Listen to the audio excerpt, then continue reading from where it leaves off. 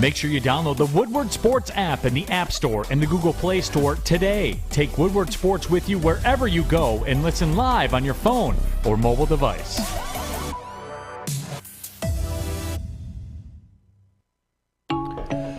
Good morning. Welcome to the Morning Woodward Show here on the Woodward Sports Network live. WoodwardSports.com. Thank you to everybody joining us this morning. Fish, good morning. How you doing, buddy? I am doing absolutely superb. It's probably one of the best days of my life. And why is that? Yesterday, Australia, people out-doubted them. They made it. France said, who do they have? Who do they not have? Best team ever. They made it. Suck 'em. Iran, everyone. People thought USA. Moment. Well, yeah. People out-doubted both Australia and USA, and I'm happy look who they are now. They made it. I'm Denmark, Mexico, down they go. Bye, Mexico. Hope you're having fun. You know, the Mexicans talked a lot of shit. Absolutely, they about do. United States soccer. Absolutely. When I was growing up, to not make it out of the group stage, you know, that is disappointment. That is and very an embarrassment. disappointing. Shame on you, Mexico. You should be ashamed. I think they fired their manager too, by the way. Wow. Yesterday. Oh, well, the man. Well, right after the game too. But didn't even wait. They Herm Edwards in. 100%. Well, the manager also said my contract's done, so he kind of said he knows himself. he's done. Yeah. Same thing. Yeah. Sacked his ass. But good morning, buddy. We can call them little brother now. Are you calling him little brother? No. Okay. No, they're just losers. That's it. Wow. I don't need to call them little brother. They are, but United States in the knockout stages, and Mexico sitting at home sipping on pina colada, watching the United States play. Yeah. Must be nice. Jeff, good morning. How are you? I'm doing good. Ready for Luka Doncic to drop a triple-double tonight? Oh, yeah. I am. There's not a single person on this roster that can guard Luka. Really at all in the NBA, so this will be fun tonight. Can't wait. All right. Well, it's going to be a great show. Jameson Williams shocked all of Detroit yesterday with his speed. And some of the videos that came out yesterday, whether it was from Colton Pouncey, the Lions, we saw a ton of videos come out yesterday. We'll talk about the Lions' projected draft order. Currently, they're sitting at picks number 2 and 3. Purdue under Jeff Brom are 3-0 against top 3 ranked teams. I'm just getting on upset alert. We'll have fun with that. I don't think so, but we'll have fun with it. It's good to break it down. It'll be fun. Top of the hour, what can Dan Campbell do to inspire confidence, right? How do we move forward? How do you move the needle forward? It's 4-7. 2 home games will be coming to an end. Your last one now in Jacksonville, then you go back on the road, and then the season continues to play out. Should be fun. We're joined by Doc, John Maakaron, at 9:15 to talk some Dan Campbell, Jameson Williams, his expected return, how he's been looking in practice. So it's going to be a great show. But we'll start with the Red Wings. The Red Wings down 4-1 yesterday. Somehow, someway, not only clawed their way back. They clawed their way back in a game that, you know, to get a point out of it, you would say, oh, that was impressive. But unfortunately, at the end, they had a 5-on-3 for an extended period. Yeah. And they failed to capitalize. And that was it. That was it. When it went to overtime and then eventually the shootout, it never felt like the Wings were going to win it. Buffalo dominated overtime. They had a majority of the chances. And, you know, the Wings were unlucky in the shootout. Hit the crossbar twice. Nedeljkovic gave up 2 goals that he always gives up. So I don't want to hear anybody complaining about Alex Nedeljkovic this morning. That is what he does. When he's in net, all you have to do as an offensive player for the opposing team is blow on the puck, and it'll be quick enough to get past Alex Nedeljkovic. That's it. And he actually played better the previous game, so I think that you had hope going into it. Nope, it's just it's the inconsistency with Alex Nedeljkovic. I mean, it is what it is. Husso didn't play his best game the previous game, so you got net in, and the following game he gives up 4 goals, including that shootout. So it is what it is. Red Wings lose 2 in a row, but for the most part, I think we've thoroughly enjoyed what we've seen out of this team so far this year. Did you catch Steve Yzerman's interview after the first intermission? No, I did not. With TNT? Oh, my God. You ready for this one? Another legendary moment. This exceptional answer. It is an answer that only one GM in all of hockey can give. You ready for this? I'll start with the question. Hey, Steve. What does it take to? I'll paraphrase here. What does it take to be a successful GM? You know, what is going into your decision making to turn this thing around? What are you doing behind the scenes, basically, to turn the Red Wings into a perennial contender? And you ready for this insane answer? I know this is going to be tough to understand. Quote: "Find good players." That's it. That's Steve Yzerman. Sometimes it's just as easy as that. He was awesome. His interviews are the best. God bless him. God bless him. Imagine being one of the 3-4 best players during your career, leaving, going and building essentially a dynasty. I was going to say, now he's one of the better GMs in the entire league. And now you're trying to do it with Detroit. Right. That is awesome. He did comment on the Yzerplan. They did ask him, you know, the kids these days is how they paraphrased it. You know, the kids these days are calling it the Yzerplan. Have you heard about it, Steve? And he was like, yeah, I've heard about it. I'll let them call it what they want. I'm just trying to build a team, essentially. So, you know, very PR answers, nothing crazy. Right. But it's here. It's here. And, again, out of all the teams that you could be confident in right now, I think the Wings would obviously be one. I am a little concerned with Lucas Raymond. His size, it's playing a factor, especially with him being on one of the top two lines night in and night out. This is a guy this year that is struggling for points a little bit. It's not the greatest start, especially goals. Yeah. Right? This is a guy you expect to get you 30 goals a year, especially early on. This is somebody... Alex, are we having issues? Yes? I think we're fine. Maybe I'm crazy. But to your point, Lucas Raymond, he had plenty of opportunities last night. And just couldn't couldn't bury any of capitalize. them. Yeah. Couldn't bury any of them. Just couldn't capitalize. He'll be fine. He's not a player I worry about, but it is Right. concerning. This early on in the year, you'd like to see him have his, you know, Verona moments. A guy that can get you 2 goals a night, you know, sporadically. A guy that over a 7, 8, 10 game stretch is getting you 7, 8, 9, dare I say it, 10 goals. He's just insanely hot. We haven't seen that out of Raymond yet. So we'll see how he progresses. Yeah, he had that one game earlier against Minnesota earlier in the year. He had 2 goals. He did. And so far in the season, he has 6 goals. So 1/3 of his goals came from one game. But still, I'm not worried about Raymond. He'll be all right. He will be all right. What has he got? 6 goals, 8 assists. Look, he's on pace for 60-plus points. It's not the end of the world. Pretty good year. He's still on pace for roughly 21, 22 goals. Not the worst thing. No. But I think we'd all agree, Lucas Raymond, year 2, you're expecting 27, 28, 30 goals. Right. And he'll get out of it. 20 years old. Three of his goals, by the way, half of them are power play. So I feel like Sider and Raymond are kind of just figuring out this how to fit in. Like they're going through their sophomore slumps a little bit, but for the most part, call it that, that's fair, I guess. But for the most part, yeah, I'm not worried. They're still playing with essentially half of the starting lineup is. Most of the lines have been reshifted. Yeah, reworked. More veterans. You have Bergeron up now. He scored a goal last night, Yeah. which was awesome, by the way. He's been, I would say, pretty damn good since he's been called up. So he's got to be talked about more. He's good. Yeah, it's been nice to see. Wings are heading in the right direction. Derek Lalonde, what more can you say about the Red Wings? Right.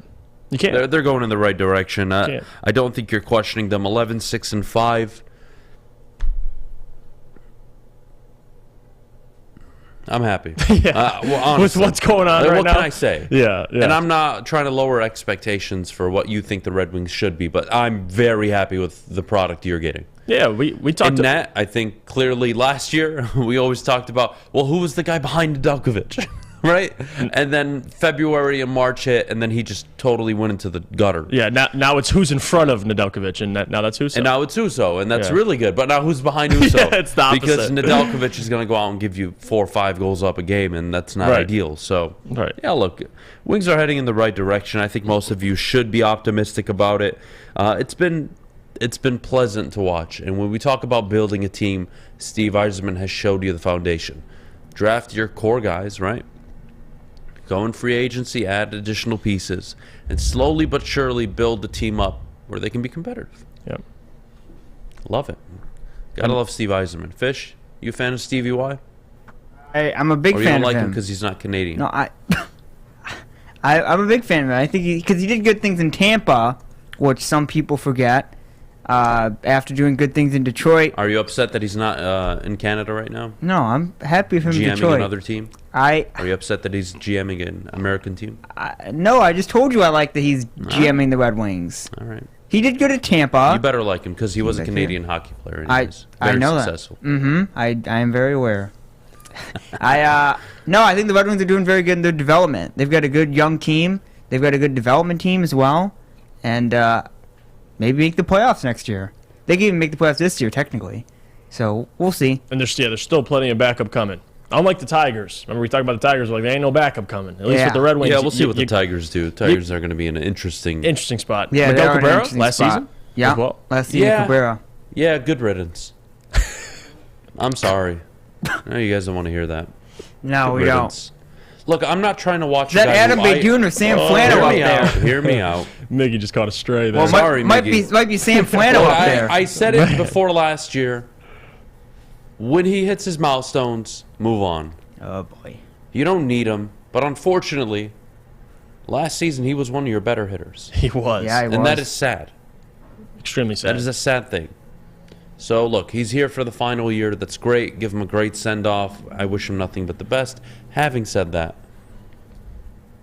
come on. I'm not trying to watch a guy who, my memory of him was arguably the greatest right-handed hitter I've ever seen in my lifetime. A guy who, outside of Albert Pujols, was unbelievable with the numbers he was putting up. 320 batting average, 35, 38, 40-plus home runs a year, 115, 120 RBIs, leading the league in batting average, being top 5, top 10 in walks. You're talking one of the greatest hitters ever. Now I got to watch him bat Triple Crown 274 winner, and say, man, that's the best hitter on our 2012. team. Brutal. Maybe we should inject him with steroids for the last year. Let him hit off like 30 home runs. Go on with a bang. 30 home runs, 115 Just juice him up. RBIs. Juice him up. Just shove a needle in his ass. All right, You might be jokes okay aside. with that. Jokes aside, let's get the show started. Jameson Williams impresses all of Detroit with his Detroit feed Lions. and some videos released from practice yesterday. We'll talk about that, what his impact on the team means for the Lions moving forward, all that and so much more coming up in just a bit. But before we do, Jeff, our good friends over at Guardian Alarm. Well, if you watched Nedeljkovic last night, I'll tell you good defense. And again, Red Wings necessarily didn't do that, but the Guardian Alarm can do that. If you're inside and you need protection in your own household, I got the perfect company for you. It's Guardian Alarm. You call 1-800-STAY-OUT today, and you can rest easy knowing you have 24/7 protection. That's 1-800-STAY-OUT. Denmark and Let them know your friends at Woodward Sports sent you. It's back. Year 3 of Woodward Sports Stuff a Studio is here. The past 2 years, we've collected new unwrapped toys and stuffed our studio so we could hardly fit in it. This year, we're doing it even bigger. Join Woodward Sports and our whole family December 19th to the 23rd as we stuff our studio. While you're out shopping or just sitting on your couch ordering presents, make sure you grab one extra and drop it off at our studio, 15 Mile in Woodward in Birmingham. We'll be collecting toys around the clock to make sure every child in Mott's Children's Hospital feels the warmth of the holiday season. It's the time of year to do for others. Help us stuff our studio. Special thanks to all the wonderful elves at Meyer and Guardian Alarm for keeping the toys safe. Stuff a Studio 2022 with Woodward Sports. Introducing the Planet Fitness Guide to getting that post-workout glow. Step 1. What's your why? More epic energy? Better sleep? Blow off steam? Step 2. Join Planet Fitness for just $10 a month and get moving in our clean and spacious clubs. Step 3. Bask in that post-workout glow. Join Planet Fitness today for just $10 a month. Join today at any of the 50-plus Detroit area locations.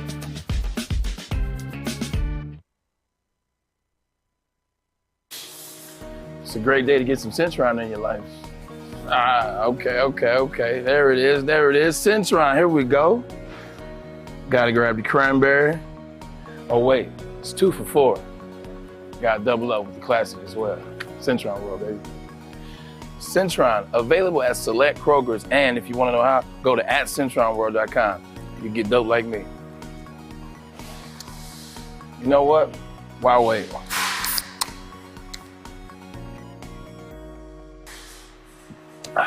Great taste, guaranteed. We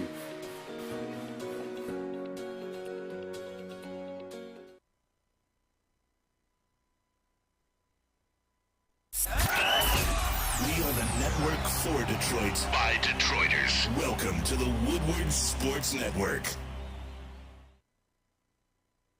Make sure you download the Woodward Sports app in the App Store and the Google Play Store today. Take Woodward Sports with you wherever you go and listen live on your phone or mobile device.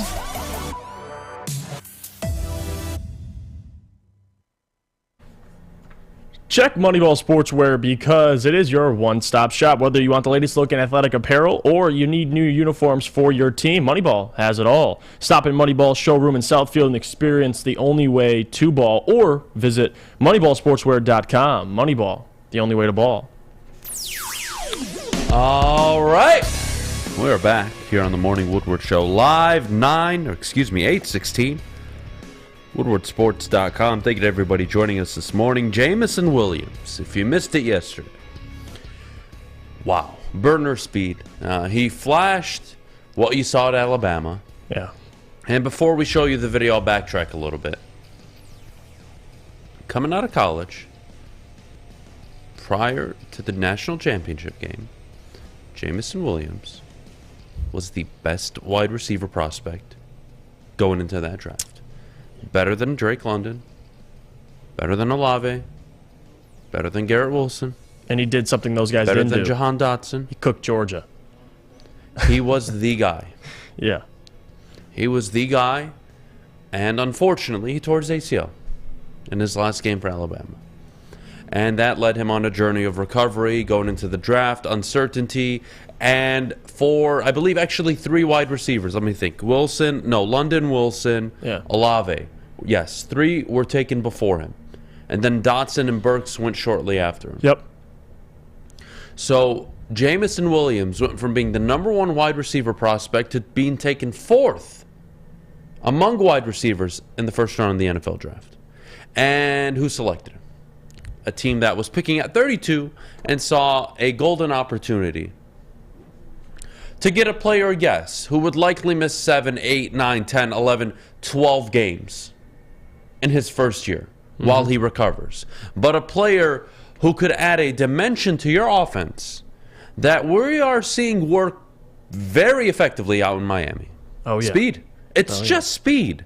Yes, there are creative concepts to run these players open. Yes, you're going to put them in motion and send them underneath, over the top. You're going to run 10, 15-yard dig routes. Once you have secondary players on their heels, it makes those comeback routes, those dig routes, those 10 and ins, 10 and outs so much easier because you're running full speed at them and they are terrified of you beating them. And unless they have safety coverage and safety support, yeah, they're going to be playing 10, 15 yards off of this guy. And that's going to allow for easy completions. And you're seeing it with Jalen Waddle. You're seeing it with Tyreek Hill, especially Tyreek Hill. Yeah. Burner speed from Jameson Williams. He's been the story for a few weeks now. Once he was activated, eligible to practice, he's been the talk of town, rightfully so. Right. I'm very excited to see this kid. Now, will it be against Jacksonville? We'll see. We'll talk to Doc second hour. We'll get his thoughts on his comeback. Campbell came out and said it would take a lot for him to play. So I'm not raising my expectations for this upcoming Sunday against Jacksonville. But, Jeff, in that video, oh my goodness. He was flying. Effortless. Makes me even more curious what his 40 would have been if he was healthy. I think it would have been easily 4.3 speed. I mean, Chris Olave ran pretty much 4.3 something speed. I think it was 4.37 if I'm not mistaken. Jameson, no questions, the fastest wide receiver in the class. And on top of that, what he does to your offense with his speed. Yes, throwing deep with Jared Goff, that's everybody's concern, but it's not always throwing deep, right? If Jared Goff has protection, he showed it in L.A., he can hit deep balls. Now, how consistently is the question.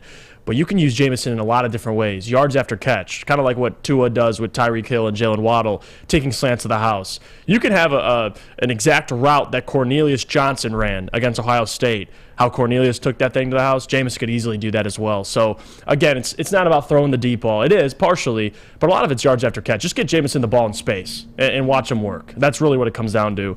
And think about how much better he's going to make Amon-Ra St. Brown, right? Like, Amon-Ra has been the number one wide receiver all year, and he's still putting up these numbers.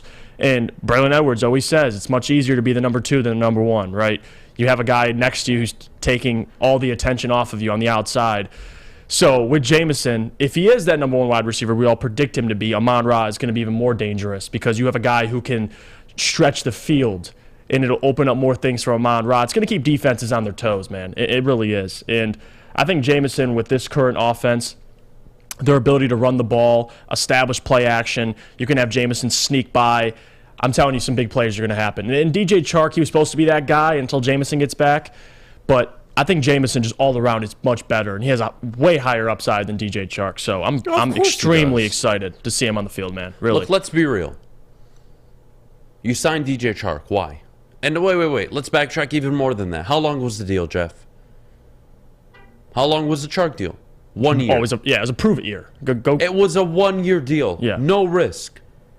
You put a little money into a wide receiver coming off an injury that you would like to play 10, 12, 14 games. And if he did that, cool. If not the end of the world, because you're not committed long-term to him, and you're just waiting for your burner first-round wide receiver to come into the fold. Now, if you haven't seen the video, I'll play for you right now. Jameson Williams yesterday in practice, showing off speed maybe 2 or 3 other guys in the NFL can even display.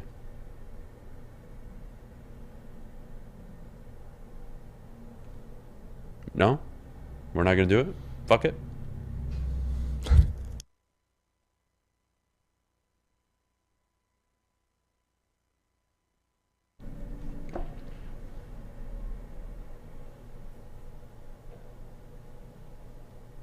Yeah, that's insane. I can't wait to see him on an actual NFL field going against opposing secondaries, because I'm telling you right now, you can't teach speed. You could teach technique, you could teach route running, all of that. And Jameson has great route running, but that speed is unteachable. I mean, that is something that you can't game plan for, similar to what Tyreek Hill and Jalen Waddle can do. And what was the narrative with Tua? He can't throw deep balls, but they're finding ways to make big plays with Tua. So if Ben Johnson is as smart as we say he is, or think he is, he's going to be able to find different ways to use JMO, whether wide receiver screens, quick out routes. You can use him in slants. Just get him the ball, man. That's literally all you have to do. Let's play it again. I want us to put something into perspective about this. This is a guy that's he's recovering from an ACL injury. No brace. That's the first thing I notice. No brace. He looks very fit. He looks his separation speed here is, even St. Brown is pointing in, what is that thing? Yeah. What is that? That's a Ferrari. Yeah, that's a Ferrari. That's why you drafted him. And look, I understand it's difficult sometimes. I always tell you guys, it's different. There's a huge difference between being patient and complacent. In my opinion, the Jameson Williams draft pick, you always needed to be patient with. Mm-hmm. So I do believe it will work out very well for you. Having said that, when you start the year 1-6, even if I don't agree with it, I do understand a fan base saying, Brad Holmes, what the hell? We could use somebody on defense right now. We could use a Jordan Davis. We could use this guy. We could use that guy. Sure. Right. But I do this how many times a week? 4 most important positions in football. Mm-hmm. Pass rusher, pass protector, quarterback, wide receiver. He's drafted you a pass rusher. He's drafted you a generational tackle. Hasn't addressed the quarterback yet. He's drafted a wide receiver. One in the 4th round, the other now in the 1st round. Right. You are building a team the way it is supposed to be built in today's NFL. Now, does your defense need to be better? Yes, it does. And you have this upcoming offseason, 6 picks in the first 3 rounds to address your defense. And I don't want to hear it's a talent or it's about, they're all young. Look at the Jets. Go look at the Seahawks. Teams are finding ways, even with rookie, second-year guys. You will find a way if your coaching is good enough. Mm-hmm. So you have an excellent opportunity this offseason. And what Jameson Williams brings, Jeff, more than anything, is he brings an element of unpredictability. And I don't want to say fear, but I think you know where I'm going with this. I mean, a little bit. You have to respect every aspect of this offense. And that just opens up a whole new 20, 30-page chapter on what Ben Johnson and this offense can do. And I'm excited to watch it play out. Yeah. I really am. It's going to be great. I think he's going to be fantastic. That type of speed you can't teach. That's the type of speed you've been missing in this offense. Khalif Raymond, But think about some of the catches Khalif had that he was caught. Right, like in Chicago, he catches, I think it was like a 15-yard slant, and he gets caught. You know, he runs like 25 yards, he gets caught. If that's Jameson, you don't think he gets caught at that point. Tom Kennedy. Tom Kennedy's another one. Excuse me. And listen, those guys, they filled in roles, they played solid. But Jameson, there's different expectations. And for people to see Jameson, there's going to be an element of just getting used to not only the NFL, but the playbook. So, again, he's not going to come out his first game and have 100 yards. He very well could. But my expectations aren't to, put the league on notice right away. I mean, it's been a while since he suited up and played football and actually played, had contact. So just temper the expectations for Jameson. But I'm telling you, he's going to hit his stride. He'll be just fine.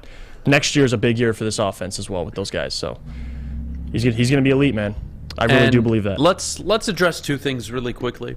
Number one, I don't need Jared Goff to throw the ball 50, 60 yards downfield on a dime. Yeah.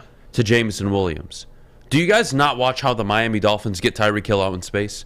It is not always the deep ball. It is the intermediate 10, 15-yard, 17-yard, 19-yard route. It is the underneath. It is the bubble screen. There are so many other ways you can hit the home run with that type of speed. Go look at Miami. And if you don't believe me, do me a favor. Once you finish watching the show, go on YouTube. Go watch 2, 3, 4 Miami Dolphins games.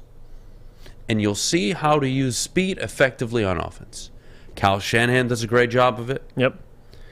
His disciple Mike McDaniel is doing a great job of it out in Miami.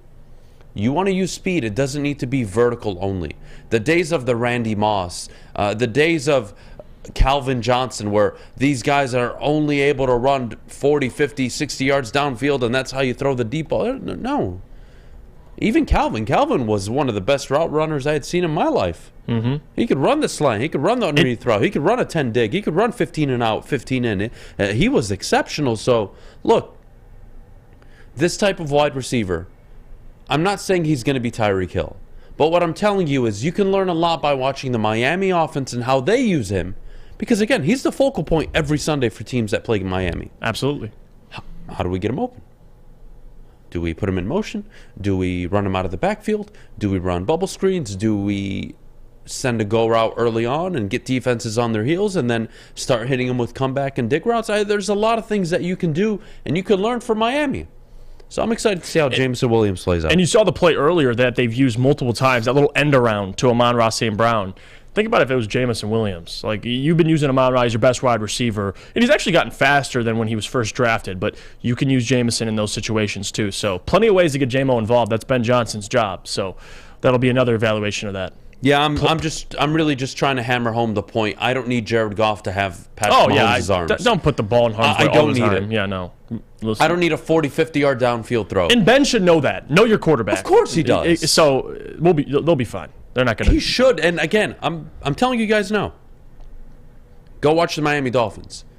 I'm sure most of you would agree. Tua doesn't have the strongest arm in the NFL. No, he was getting a lot of flack for underthrowing a lot of those balls. How's he throwing the amount of yards he's throwing to Tyreek Hill and Jalen Waddle? I know. Again, this is not about Jameson Williams is only your vertical guy. That is not true. Right.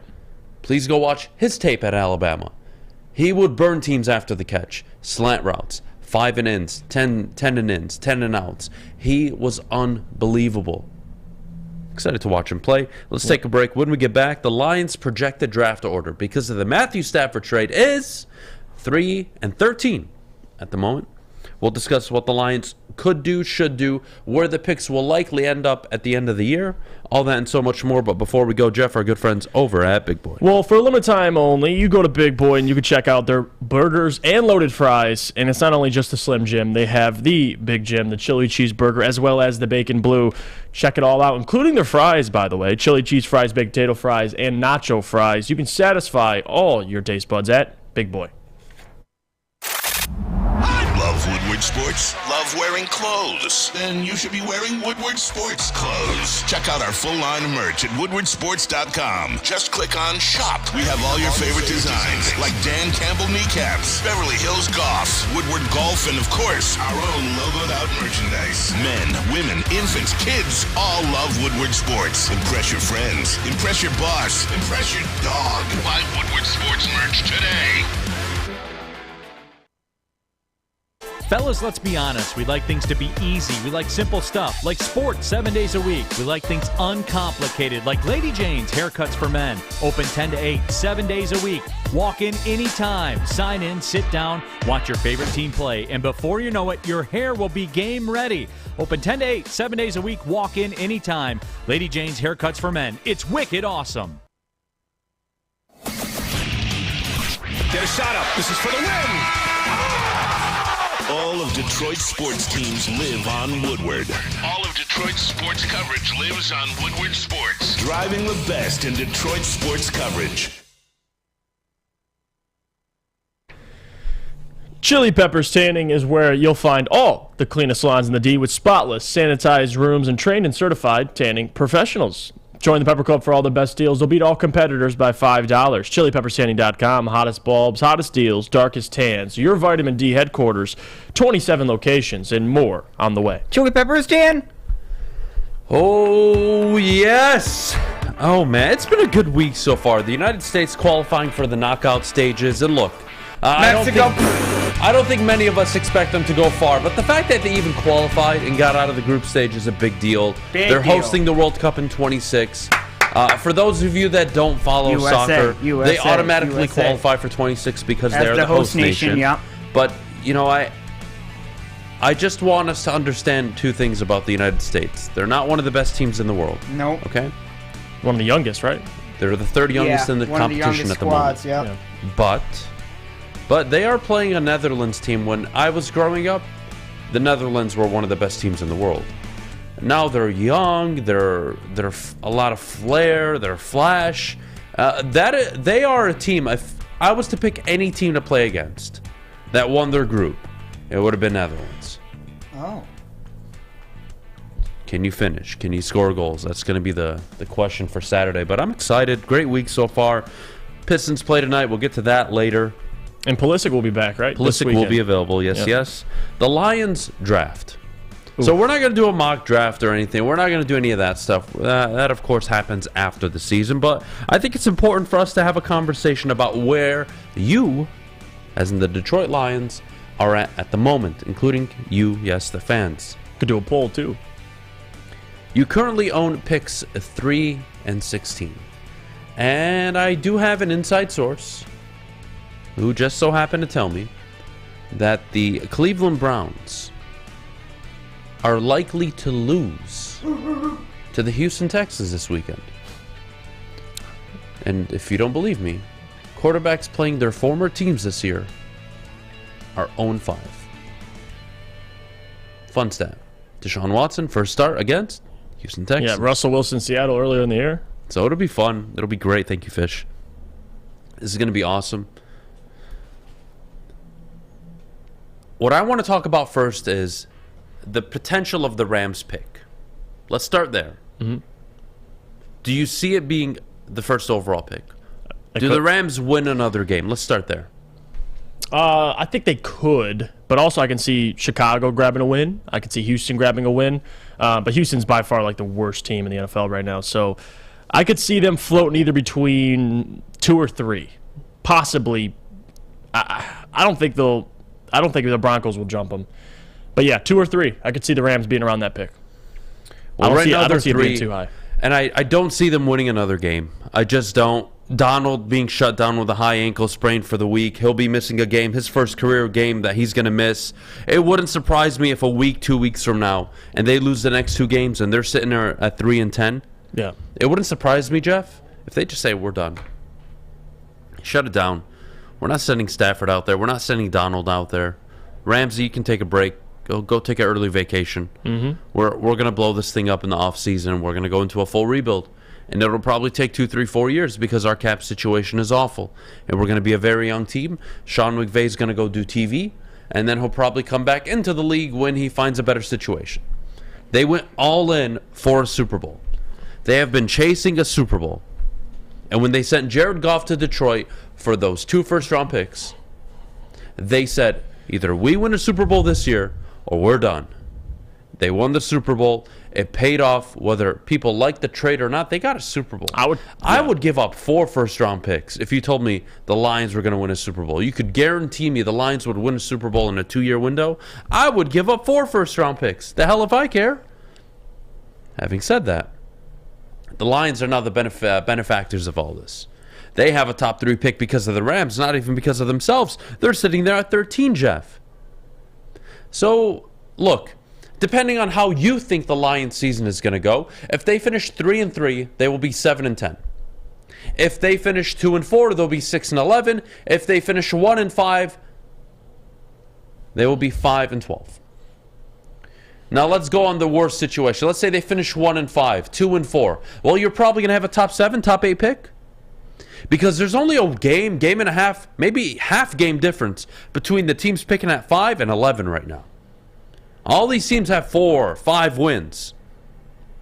So you're looking really good right now in terms of if you lose, you'll be able to vault technically up into the draft board. And if you win, you're going to sit there around 13, 14, 15. Your position isn't going to change much, so you're still feeling confident about your pick.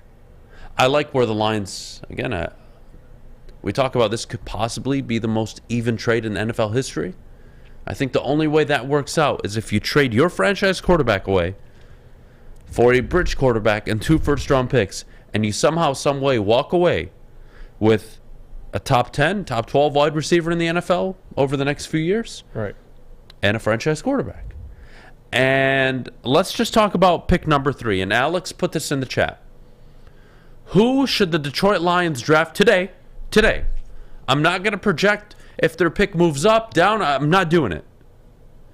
Who should the Lions draft today? I'm going to give you 3 options. The first option, C.J. Stroud, quarterback, Ohio State. Bryce Young likely goes 1. Will Anderson likely goes 2.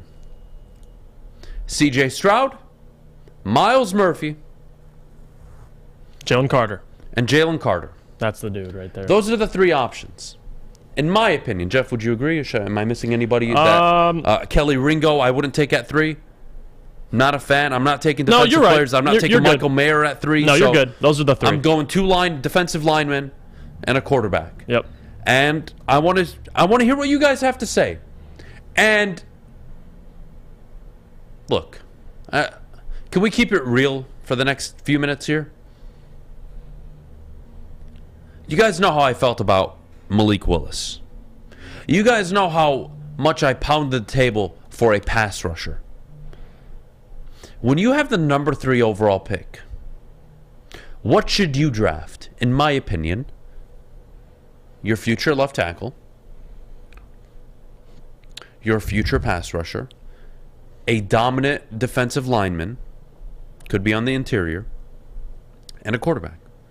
I don't see how I get value unless I get Jamar Chase or Justin Jefferson, who was picked 22, by the way, that high at wide receiver. But I would consider a wide receiver at 3 in today's NFL. An elite, yes. But we're talking somebody like a Jameson Williams, Jamar Chase. Right.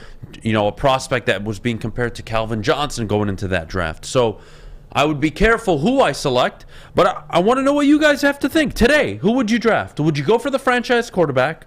Would you take an interior lineman and Jalen Carter or Myles Murphy? And my goodness, 70 votes so far, 86% of you. It's Jalen Carter. Jalen Carter. And that warms my heart. That really does. Because we are on the same page. Jeff, are you and I on the same page with the people? I voted for Jalen Carter.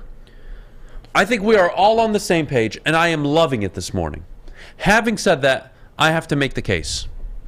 And I'm not doing this to play devil's advocate. I want us to understand something about the NFL. Going into Dan Campbell's third year, do you expect to have a top 5 pick? Yes or no? No. I don't either. Do you expect to have a top 7 pick? I do not. No. I expect the Lions to be contending for a playoff spot and a game and a half out of their division. That's what I expect. Closer to like 20, So I expect the Lions to be picking middle of the first round. Dare I say they're a wild card team and they go above that. Maybe they're in the 20s. Who knows? But we need to have the conversation about drafting a franchise quarterback and why you have to be very careful when you do it. Because, see, the Jets a few years ago had the number 2 overall pick. And there were players like Jamar Chase, Penei Sewell, Micah Parsons available, Patrick Surtain, some very, very good football players available. And the Jets, a new head coach, a GM coming in, and they're like, all right, let's kick this off with a franchise quarterback. That's what we need. And now you're looking at the Jets and saying, man, I wouldn't want to be in that situation. I have a team. Nailing on my defensive picks, nailing on my wide receiver picks, nailing my running back picks. I'm nailing a lot of picks here. I missed on the quarterback. And do you think the Jets right now would rather have Jamar Chase or Penei Sewell or Micah Parsons or Jalen Waddle? I think they would. If you ask me, I think they would. So you have to be very careful. And no, that doesn't mean Jalen Carter or Myles Murphy are guarantees. Nobody's a guarantee in life. But when we try to figure out the science of drafting a quarterback, this is the ultimate test. You have the number 3 overall pick, and likely Stroud will be available on the board. And if he isn't, cool, your decision is made for you. You take Will Anderson or Jalen Carter. But if he's there at 3, you need to be able to navigate yourself to understand why you should and why you shouldn't draft CJ Stroud. If you're a fan of CJ Stroud as a prospect and you think he's going to make it in the NFL and he's going to buck the train of Ohio State quarterbacks that haven't worked out, cool, draft him. And if you're in the camp of we really need to improve this defense, and if we can improve this defense, this is a playoff team. And Jared Goff is more than capable of winning you games in the NFL. Now, is he a franchise quarterback? No, he is not. But I don't want to have to sit here and have the conversation of what the hell could possibly happen if you select a franchise guy and you miss. And look, you may very well miss on CJ Stroud. You may very well miss on Jalen Carter. Who knows? You never know. But kind of where I'm at, I'm glad you guys have voted 82% Jalen Carter, is you understand what value you're getting. Yes, I understand you will likely not be picking in the top 5 next year. But you have a GM who's shown he's able to trade up in the draft. You've seen it happen before where teams are able to trade up, Jeff, 15, 17, 20 spots to get their quarterback. Yep. So this isn't hyperbole. This has been done before. And also I've seen smart franchises wait for their quarterback and get the right one. So you don't always have to be picking in the top 2, top 3 to get your guy. Tua at 5, Herbert at 7, Josh Allen at 7, Mahomes at 10, Watson at 12, Lamar at 32, Rodgers at 24. The right GM finds the guy and knows the exact moment when to take them. That's it. I like the Jalen Carter vote today. I'm proud of all of you. Yeah, I'll take Jalen Carter or Myles Murphy. Those are probably my 2, unless Bryce Young's there. And you guys know how I feel about Bryce Young. But assuming he goes 1, and the only quarterback you're looking to draft is either C.J. Stroud or Will Levis. In that case, I'm avoiding both. I would go defensive player at that point. So give me Myles Murphy or Jalen Carter. Or dare I say Will Anderson if he's there. I don't think he will be, but... Well, you never know. Look, I could totally see this draft playing out Stroud and Bryce Young going 1 and 2 in any order. Doesn't matter. Look, I'm sorry. We have to... Again, guys, let's be real. If you're sitting up there 1 and 2 at the board, you're thinking about getting a franchise quarterback. Because if you nail the pick, it sets you up for 10, 12 years of success. It sets you up for 10, 12 years of being relevant, of being in the conversation. Did the Lions underachieve when Matthew Stafford was here? They absolutely did. But you were in the conversation. Even when you didn't believe in your roster or your head coach, you were still in the conversation. Why? You had the quarterback. I'm proud of you guys today. Almost 200 votes, 82% of you saying Jalen Carter. I would agree with that this morning. Give me the defensive interior lineman.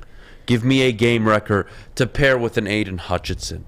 Pair with a Lee Make McNeil. the defense better, and you can be like the Jets with an average offense, a below-average quarterback, an average backfield because Breece Hall is injured, and an average wide receiving core because it's really just Elijah Moore and Garrett Wilson, and neither of them are to the level, I would say, Amon-Ra, St. Brown is even playing at. Right. So let's put things into perspective here. You improve the defense. Even if your offense takes a step back next year and they're not top 10, you can still win games. Right. You can still be a playoff team. You can still be in the hunt for your division. And that's all based on good coaching, good game management, and execution. We'll take a break. When we get back, Purdue 3-0 under Jeff Brom against top 3 ranked opponents. Our Michigan on upset alert. The phone lines are open. 313-552-6322. We'll get your thoughts on the Michigan Big Ten Championship game, along with your comments on the poll. We have it up there. We'll keep it up. Who do you draft today with that 3rd overall pick? Is it Stroud, Miles Murphy, Jalen Carter? I want to hear from all of you. 82% of you said Jalen Carter. Call in. Tell us why. But before we go, Jeff, our good friends over at Swiss Insurance. Well, with the holiday season here, Swiss Insurance wants to remind you to insure those gifts of jewelry or collectibles. In the last 2 weeks, Swiss has saved its clients on an average of 26% on their insurance premiums while increasing coverage. That's a lot of money to free up for the giving season. Merry Christmas from Swiss Insurance, and don't forget, go blue. It's back. Year 3 of Woodward Sports Stuffa Studio is here. The past 2 years, we've collected new unwrapped toys and stuffed our studio so we could hardly fit in it. This year, we're doing it even bigger. Join Woodward Sports and our whole family December 19th to the 23rd as we stuff our studio. While you're out shopping or just sitting on your couch ordering presents, make sure you grab one extra and drop it off at our studio, 15 Mile in Woodward and Birmingham. We'll be collecting toys around the clock to make sure every child in Mott's Children's Hospital feels the warmth of the holiday season. It's the time of year to do for others. Help us stuff our studio. Special thanks to all the wonderful elves at Meyer and Guardian Alarm for keeping the toys safe. Stuff a Studio 2022 with Woodward Sports. By now you know me, Christina Gennari, as the obvious choice in real estate. And you know my website, soldchristina.com, as your #1 resource for buying or selling your home. Myself, along with my amazing staff, pride ourselves on making your home buying and selling experience a relaxing and easy one. Come see why we are the obvious choice. Christina Gennari at soldchristina.com, the obvious choice in real estate. We don't like to brag that we are the toughest sports network in Detroit, but we do have a guy named Darren McCarty on our side. Lemieux and McCarty, who've had a good knockdown drag up. There they go, right on the whistle, baby. Talking to one another. Woodward Sports. All right, open all winter long. The Cadillac Lodge returns to downtown Detroit along with the Monroe Street Midway, a giant slide, winter bumper cars, and an indoor arcade. Plus, you can grab drinks at the Lodge before or after games, shop, eat, and play downtown all winter long with Decked Out Detroit. Visit them at deckedoutdetroit.com and enjoy your winter, baby. Oh, yeah. Let's go. Fish finally doing his job for once around here. We are back here on the morning show, and if all of you unfortunately couldn't tell, during the break we had an issue. Now, if you're not sure what happened, well, I'll explain. Fish was being a nice man, and he went and grabbed me a coffee from Birmingham Roast. That was very nice of him. And he also decided it would be nice, you know what, to ask himself and Alex if they wanted coffee or hot chocolate in Fish's case. So I gave Fish my card, and he wait, asshole. So he asks everybody except Jeff. So now me, Alex, and Fish are sitting here drinking coffee, while poor Jeff is sitting here. Look at him dying, just struggling. Oh, he's going to pass out, Fish. Lies. Lies. You selfish bastard. You selfish bastard. It's okay. It's all right. You got Fish. a hot chocolate, didn't even bother to ask Jeff. It's okay. I thought you were friends with him. Look how nice he is about it. You enjoy that hot chocolate, Fish. It's okay. It's all right. I just like giving you shit. Hey. I know you did. Hurt people. You know what I mean? I'm giving you crap. All right. All right. Phone lines are buzzing. My job, dingbat. Then do your job so I can talk to the people, all right? Phones are buzzing. I want to talk to some people right now. Let's do it. So I'm going to push back Purdue a little bit, actually. I want to continue the conversation. 82% of you voted Jalen Carter. Smart audience. Very smart. Very smart. I couldn't say the same last year. Oh, when I had Willis. to hear Kyle Hamilton and Malik Willis at number 2 overall. But this is becoming more relevant in the NFL. Jimmy Garoppolo, Ryan Tannehill, Kirk Cousins. I mean, look, I'm going to read you off division leaders through 12 weeks of the NFL season, and you tell me if they have a franchise quarterback, okay? I gotcha. Miami Dolphins. Yeah. Kansas City Chiefs. Yes. Baltimore Ravens. Yes. Tennessee Titans. No. Okay, interesting. Well, Malik Willis counts, so yeah. No, I'm just joking. No. No. Philadelphia Eagles. Yes. Okay. San Francisco 49ers. No. Okay. Minnesota Vikings. No. Tampa Bay Buccaneers. No. No. I Is mean, Brady, yeah, yes. Well, he's not, though. He's in his last year. I wouldn't count him. And if it wasn't Brady, which, by the way, they're only half game ahead of my Atlanta for that division, it would be Marcus Mariota. So, no. So, 4 out of the 8 division leaders don't have a franchise quarterback right now. And again, I'm not telling you to go win a Super Bowl. I am not putting these unreasonable expectations on you, Detroit. All I'm asking for is, in year 3, go contend or win your division. Right. And if you can lose your division, but you go 11-6, and you were a game out, or half game out, or you lost on tiebreak, that's a good season for me. I'm good with that. Show me you can go out consistently and compete for your division. That is where the Lions are heading into year 3. That's the facts. They have to. They have no choice. The NFL, you are meant to win your division every 3 years. That is the statistical average since the year 2000. And if you take out the high teams and the low teams, like the Lions and teams that won their division every year, like the Patriots, it's less than 3. It's actually 2.4. So we're talking about a league that allows you to win your division every 2-3 years. The Lions need to show that. That is the biggest thing. And you don't need a franchise quarterback to do it. The Vikings aren't doing it with a franchise quarterback. The Titans aren't. The Niners aren't. Niners got to an NFC championship game last year without a franchise quarterback. Come on. Work with me here. I do agree with a lot of you that share the sentiment, hey, we're not going to be picking in the top 3 again next year. I agree. But I am willing to pay the cost if I ever do believe in that certain player. I would make that decision. Yeah, I would give up 2-3 first-round picks if it meant getting my guy. You know why? Well, because I don't need those picks anyways. Because I have all these players on young rookie deals, and I can go out in free agency and pitch all these players on a young core defense, a young core offense with a young franchise a middle-of-the-pack quarterback. And then I could go up and draft my guy.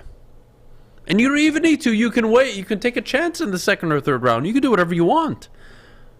But when we talk about Jalen Carter at number 3 overall right now, that is the responsible move.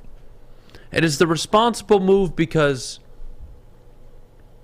you have one of the worst defenses in the NFL. And the Jets were able to turn around their defense from one of the worst in the NFL to a top 10 defense. Yes, because their head coach is defensive-minded, right? So he is working diligently with that defense. But they also spent a lot of first-round picks, a lot of second-round picks on defensive players. Sauce Gardner, Jermaine Johnson, I believe. Yeah, Jermaine Johnson. So he fell. Breece Hall in the 2nd round. They went out and got players. And that's what you want to see. Go out and get young players, fresh legs, players that can contribute right away, and your defense will be better. If I told you the Lions had a top 18 defense this year, what would their record be? Ooh, above 500, I believe. 4-7 right now. Would it be 7-4? Maybe 6-5? Yeah, 6-5. I think would be fair. What a difference, huh? Huge difference. Let's go to Snoop.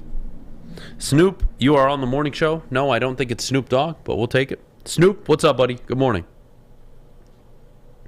What's going on, Adam? How are you, buddy? I'm good. How are you? Good, good. What do you got? Okay, so I've been on that plan, did a little mock draft simulator shit, really, and trying to figure out, okay, so you had a scenario with 3 players with the first pick, so what about 3 players with the second pick? And, like, I'm thinking, so we're in that range anywhere between 13 to 15. And we got the options of Joe Porter Jr., Noah Sewell, and Trenton Simpson, maybe. You know, like, which 3 are you feeling the most out of those? I'm a big fan of... It depends whose mock draft board you're looking at.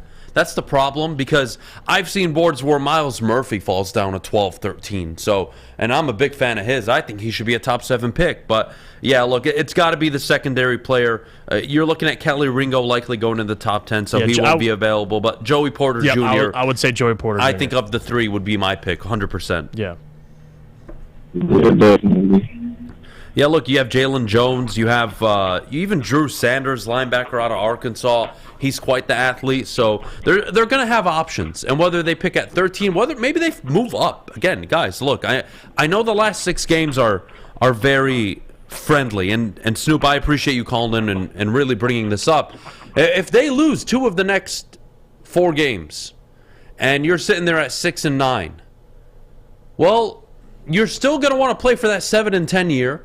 But also, you're kind of in the back of your mind as a fan, at least, not the team, but as a fan, you're going to be thinking about that draft pick. And you're going to be thinking about the reality of, we could be in 2 top 10 picks like the Jets. We could have 2 top 10 picks like the Giants. And boy, what a difference that is. And how helpful that is. So, you're going to have to wait and see how these games play out.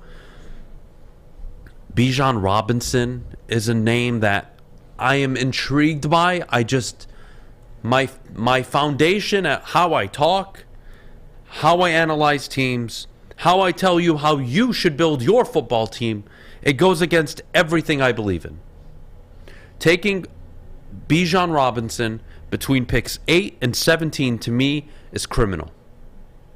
I can't do it. It goes against my foundation. Although I love the player. I can't do it. Dameon Pierce, 4th round pick. Brian Robinson, 3rd or 4th round pick. Yep. Breece Hall, 2nd round pick. I can see doing this. I can see Bijan going 20s. And he should. The talent speaks. Yeah. He should. Kind of like Najee Harris. Talent speaks for itself. Yeah, he's But I'm talented. not willing to go against my foundation for a player that I don't... Is he the next Barry Sanders, Adrian Peterson? Is he one of the next great backs? And even if he is, let's say he's the next Dalvin Cook. Okay. What does that mean for my football team? That position is notoriously always hurt. Yeah, and you're talking about Dalvin Cook, who was drafted 41st overall as well, so kind of makes your point. Yeah, I'm not sure. I'm spending that Lions pick middle of the round on a running back. Yeah, if you're going to take Bijan Robinson, you have to ask yourself, are you okay with sacrificing one of the better secondary players or one of the better linebackers of this draft in the first round? And I would say no. No, I wouldn't either. I like so it. We're in lockstep there. I like it. All right, phone lines are open, 313-552-6322. We'll get to Michigan a little later on. Dan Campbell coming up top of the hour. What can Dan Campbell do to inspire confidence among you? So, phone lines are open. What do you want to see over the next 6 games? He got you the 3-game winning streak. He had stopped shooting himself in the foot, stopped shooting his team in the foot over those 3 weeks. And then you saw deja vu against the Buffalo Bills. So what do you need to see out of Dan Campbell these final 6 games? And look, he's going to be here regardless next year.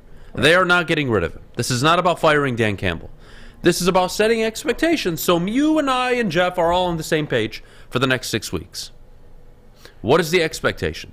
Let's have that conversation coming up in just a bit. But before we go, I got to tell you about where Fish needs to go, because my goodness, he is way too skinny. He needs to get a little bit more buff, and that's at Planet Fitness. Sign up today, $10 a month. Your fitness is essential. You can join by visiting them in club at a local Planet Fitness near you, or by visiting them at planetfitness.com. Love Woodward Sports? Love wearing clothes? Then you should be wearing Woodward Sports clothes. Check out our full line of merch at woodwardsports.com. Just click on Shop. We have all your favorite designs, like Dan Campbell kneecaps, Beverly Hills Golf, Woodward Golf, and of course, our own logoed out merchandise. Men, women, infants, kids all love Woodward Sports. Impress your friends. Impress your boss. Impress your dog. Buy Woodward Sports merch today. At work and at home, we're there with smarter security solutions. Featuring complete automation with customized alerts and more. For over 90 years, we've been the company that's been counted on to protect what matters most, all with personalized service and care. Right now, for a limited time, receive a free video device plus free installation with a new home system. Guardian Alarm. We protect Michigan. Make sure it's seen and heard. Corner, jumper. Tweet us, hop on the YouTube chat, slide in the DMS at Woodward Sports on all social media. Jeff Iafrate here. Let me tell you about our friends at Alta, because, guys, at Alta, uptime matters. Alta Equipment has everything you need to get the job done. If you have a big project coming up, Alta Rent has you covered. Call them today, 844-GO-TO-ALTA. That's 844-GO-TO-ALTA today. Oh, yeah. Top of the hour. WoodwardSports.com. Adam Beydoun, Jeff Iafrate this morning with you guys. Thank you so much for joining us as always, Jeff. I'll start with you. We'll get to the people.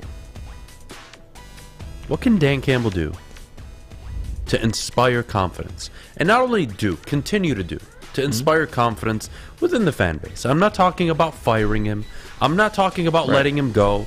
I'm not having that conversation right now. What I'm asking is, what can he do over the next 6 games where, you know, my expectations for year 3 under any coach. Right. Go compete for the division. How do you get there by the end of the year and have the mindset next year, 100%, this is going to be a team that's contending, I believe in the coach, yada, yada, yada? Well, the first step's winning, obviously. That's how you build culture. And the second step is being competitive in these games down the stretch. I think people have seen, especially that 3-game winning streak, and you can have more confidence in Dan Campbell, like I have, over that 3 games, and even the Bills game to a certain extent. Yes, he made some questionable decisions, but for the most part, the fact that you were competing with the Bills on Thanksgiving was a good sign, to me at least. Moving forward, it's about not only competing, but winning some of these games. And on top of that, Dan Campbell just staying out of his way. If Dan Campbell does everything correct, meaning you don't leave time on the clock for Josh Allen right before half and at the end of the game, you make the correct decisions, then I don't think anybody's really going to sit here and crap on Dan Campbell. You understand the roster isn't the most talented roster, but what you do want to see is these guys get better, players improving like they have been. That's the goal. And with Jameson Williams coming back, how does he look? Because it's not only what Dan Campbell does, it's what Ben Johnson and Aaron Glenn do. Those guys are under Dan Campbell. So you want to see the entire staff, those guys improve, players improve. And as long as they can get some of these wins down the stretch, Adam, Lions fans are going to have all the confidence. Because it's different. They have 6 games left. If you go 1-5 or 2-4, you're really on the back end of that confidence. Now, if you can go like I think they can do, I think you can go 4-2 or even, dare I say, 3-3. That'll give people and fans, Lions fans, more confidence with Dan moving forward, because you have the draft, you have free agency, you have guys getting better going into their next years. So that's what it comes down to, Adam. Can you win some of these games down the stretch, and can Dan Campbell stay out of his own way? And as long as players are getting better, I'm going to be perfectly fine. And that's the key word here. And you know what? Stay out of your own way. Stop with the childish mistakes. Come on. It was cute last year. Aggressive. Kneecaps. Right. Dude, come on. Enough now. I'm going to read off these games. You tell me if they're winnable. Jaguars? Yeah, that's a coin toss to me. At home? It's a coin. Yeah, I think they can win that game. You think they can beat Minnesota at home? Played them close on the road. They did, but every game's different. I understand, but do you give them a chance? Yes. And I'm not saying it's any we'll given say Sunday, are these games winnable? Yes and yes. Okay, both thank those you. games are winnable. On the road in New York? Yes, winnable. Interesting. On the road to Carolina? Yeah. Okay. Home to the Bears? Yep. On the road to Green Bay, Lambeau. Likely Aaron Rodgers may not even be available that game. Yes. So you tell me there are 6 winnable games in front of you? I would say yes. I would agree with you in the beginning. Go 3-3. Go 4-2. You go 4-2. Boy, you would have changed the narrative from where you were 4 weeks ago when your team was 1-6, and to finish the year 7-3 after a 1-6 start.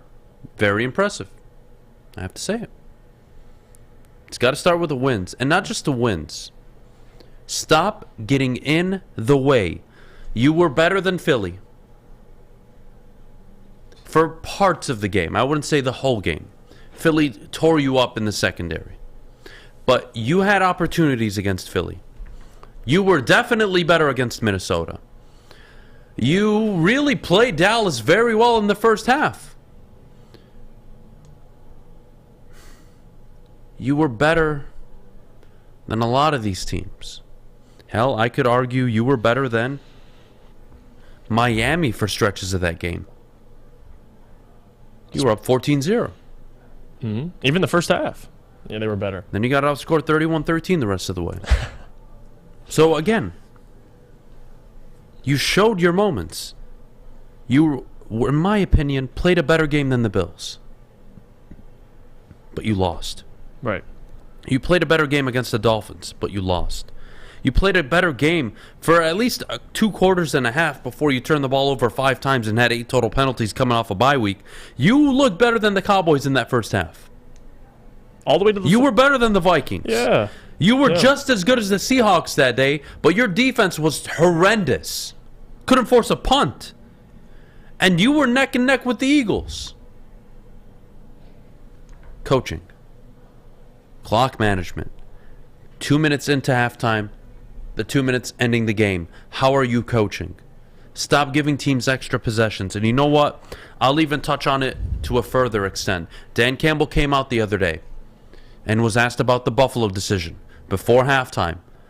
Why were they so aggressive? Quote, he wanted to win, or excuse me, paraphrasing. He wanted to score before the 2-minute warning. Okay, dickface.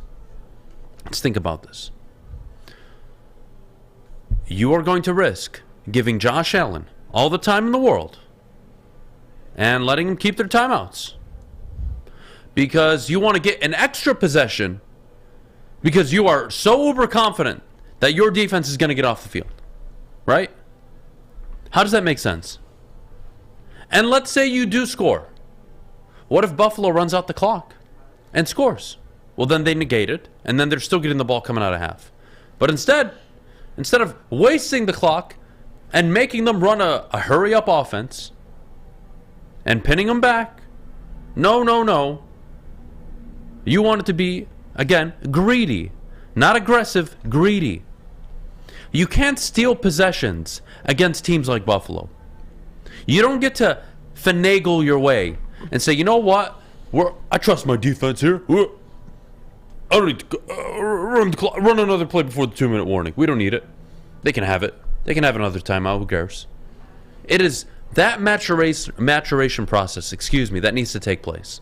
You need to understand it's Josh Allen on the other side of the field. You need to understand that quarterback can score at any moment. And for you to go out and play fucky, like you're going to get an extra possession from the Buffalo Bills like you're some team, is, again, why they're losing so many games.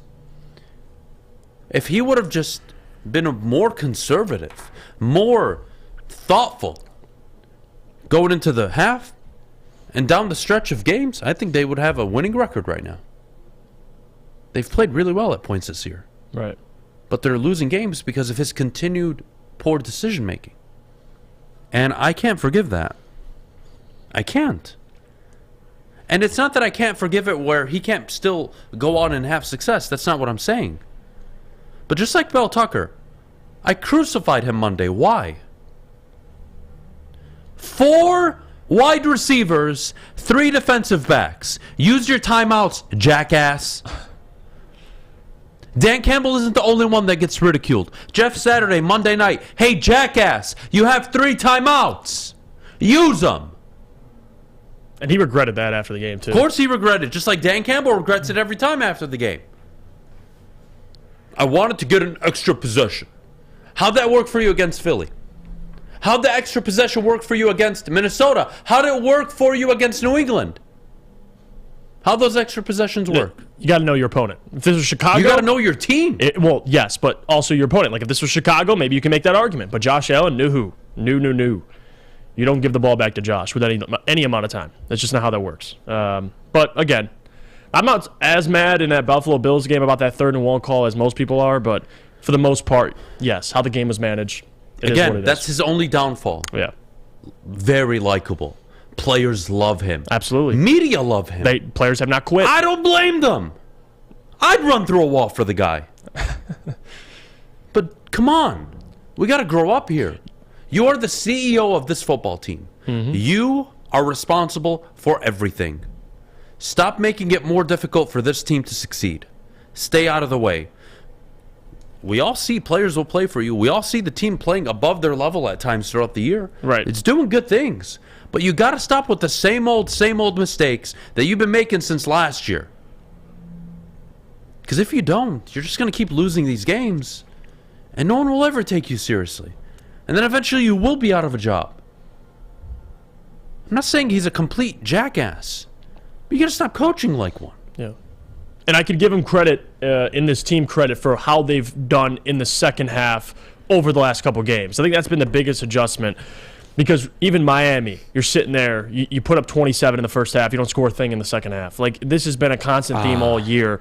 They have been scoring in the second half, and that's how you determine a good coach. How do you make second half adjustments? And Dan's been doing that. This is an excellent comment from Jacob and Sonia. He says, Adam, it only led to a field goal, referring to the Dan Campbell decision before half. Hey, Dickface, how many points do you lose by?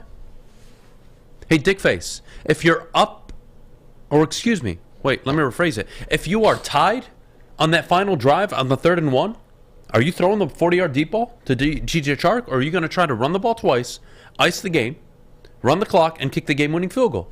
Wait. It only led to a field goal? Hey, Dickface, you lost by 3, you fuck. You lost by 3.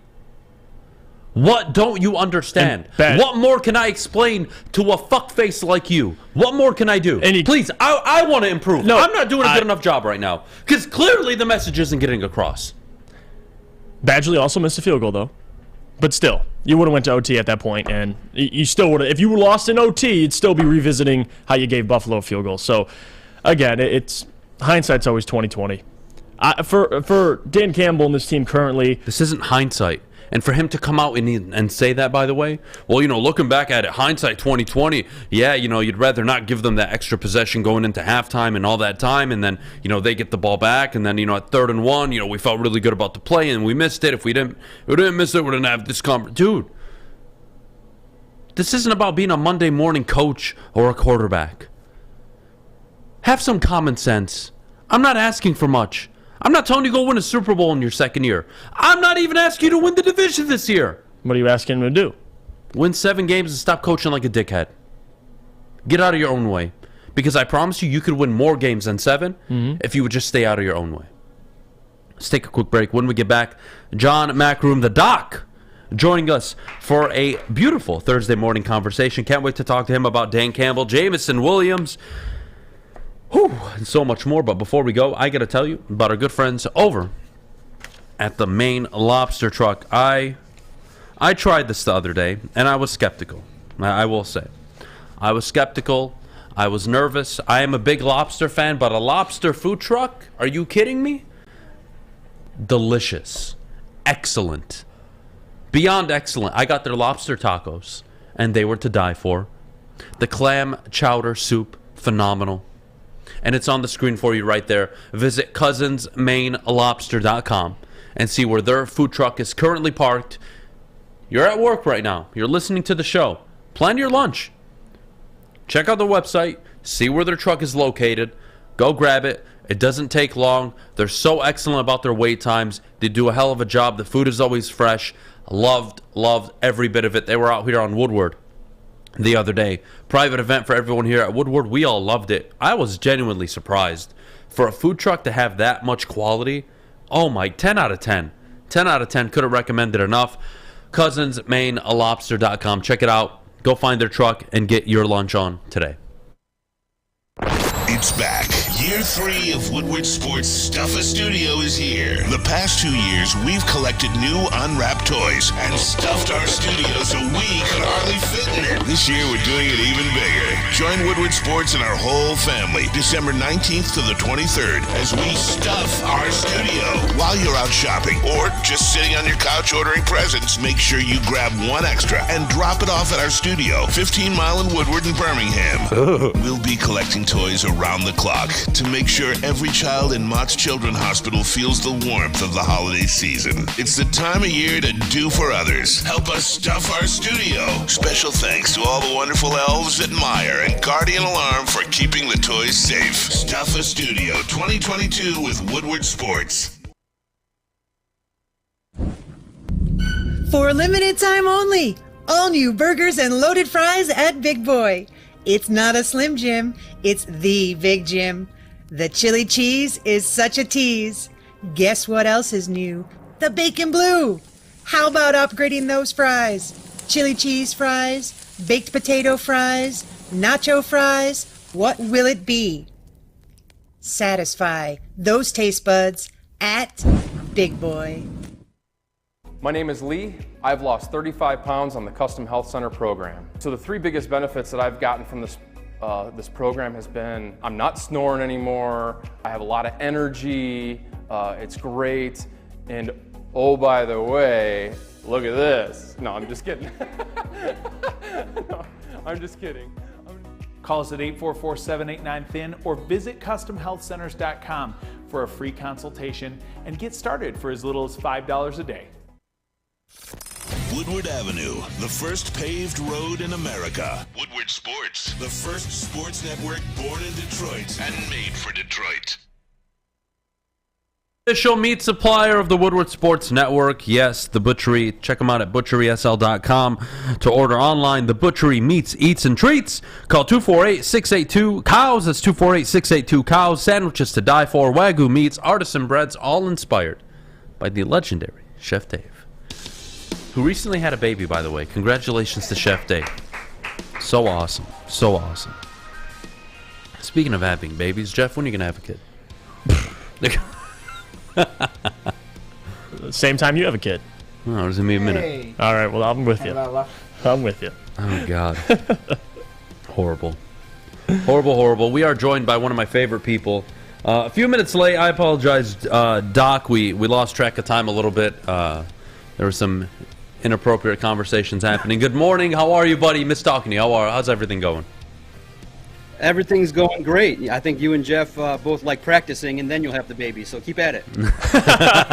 Hey, practice makes perfect, John. I'll tell you what, John, I want to start with Dan Campbell. We were just talking about his coaching decisions, and you know what? He came out after the game a few days ago, and look, he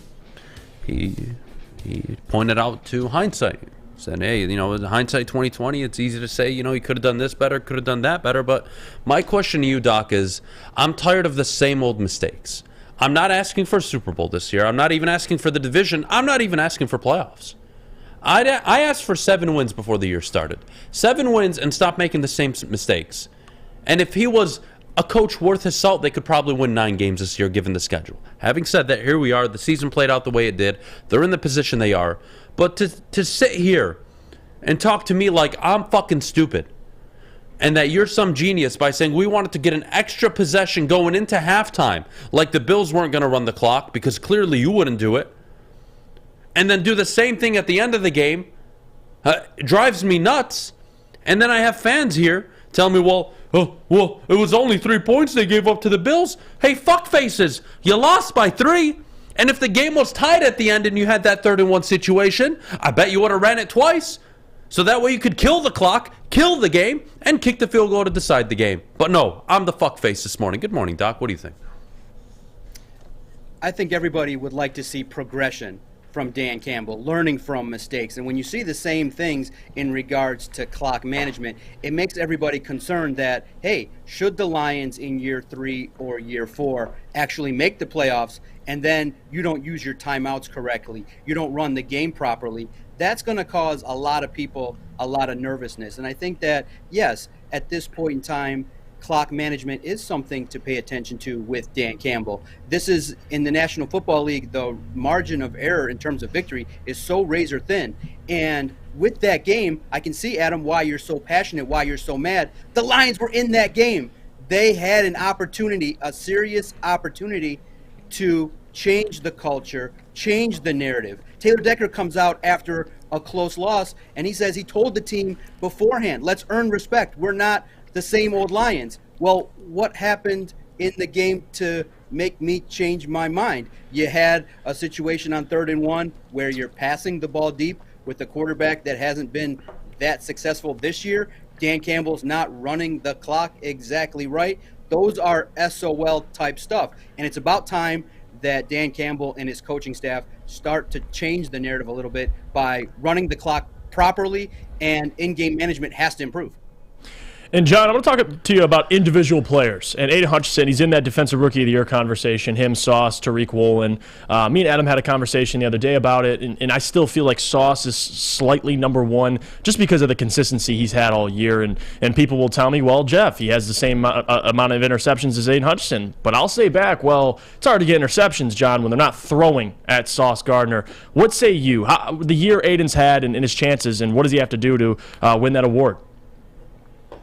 Yeah, just named November's Defensive Rookie of the Month. Look, had an opportunity yesterday at Allen Park to discuss Aidan Hutchinson and what maybe are points of emphasis for him moving forward. And everybody's looked at Aidan Hutchinson and said, okay, what kind of impact can this rookie have on the defensive line? And while he's had 5.5 sacks and 2 interceptions, I think the coaching staff and fans want just a little bit more. Todd Wash told us, and I wrote up at SI.com, All Lions, that what the Lions are looking for from Aidan Hutchinson is constant pressure, getting to the quarterback a little bit more, finishing plays. Aidan Hutchinson has been close so many times where you could say he could even have 8 or 9 sacks this year if he'd actually finish the play. So look, Aidan Hutchinson's had a great rookie season for what they're asking him to do. Right now, that you've seen it, they've moved him around the defensive line a little bit. You even saw him drop back in coverage. So this year is a learning year for the number 2 overall pick.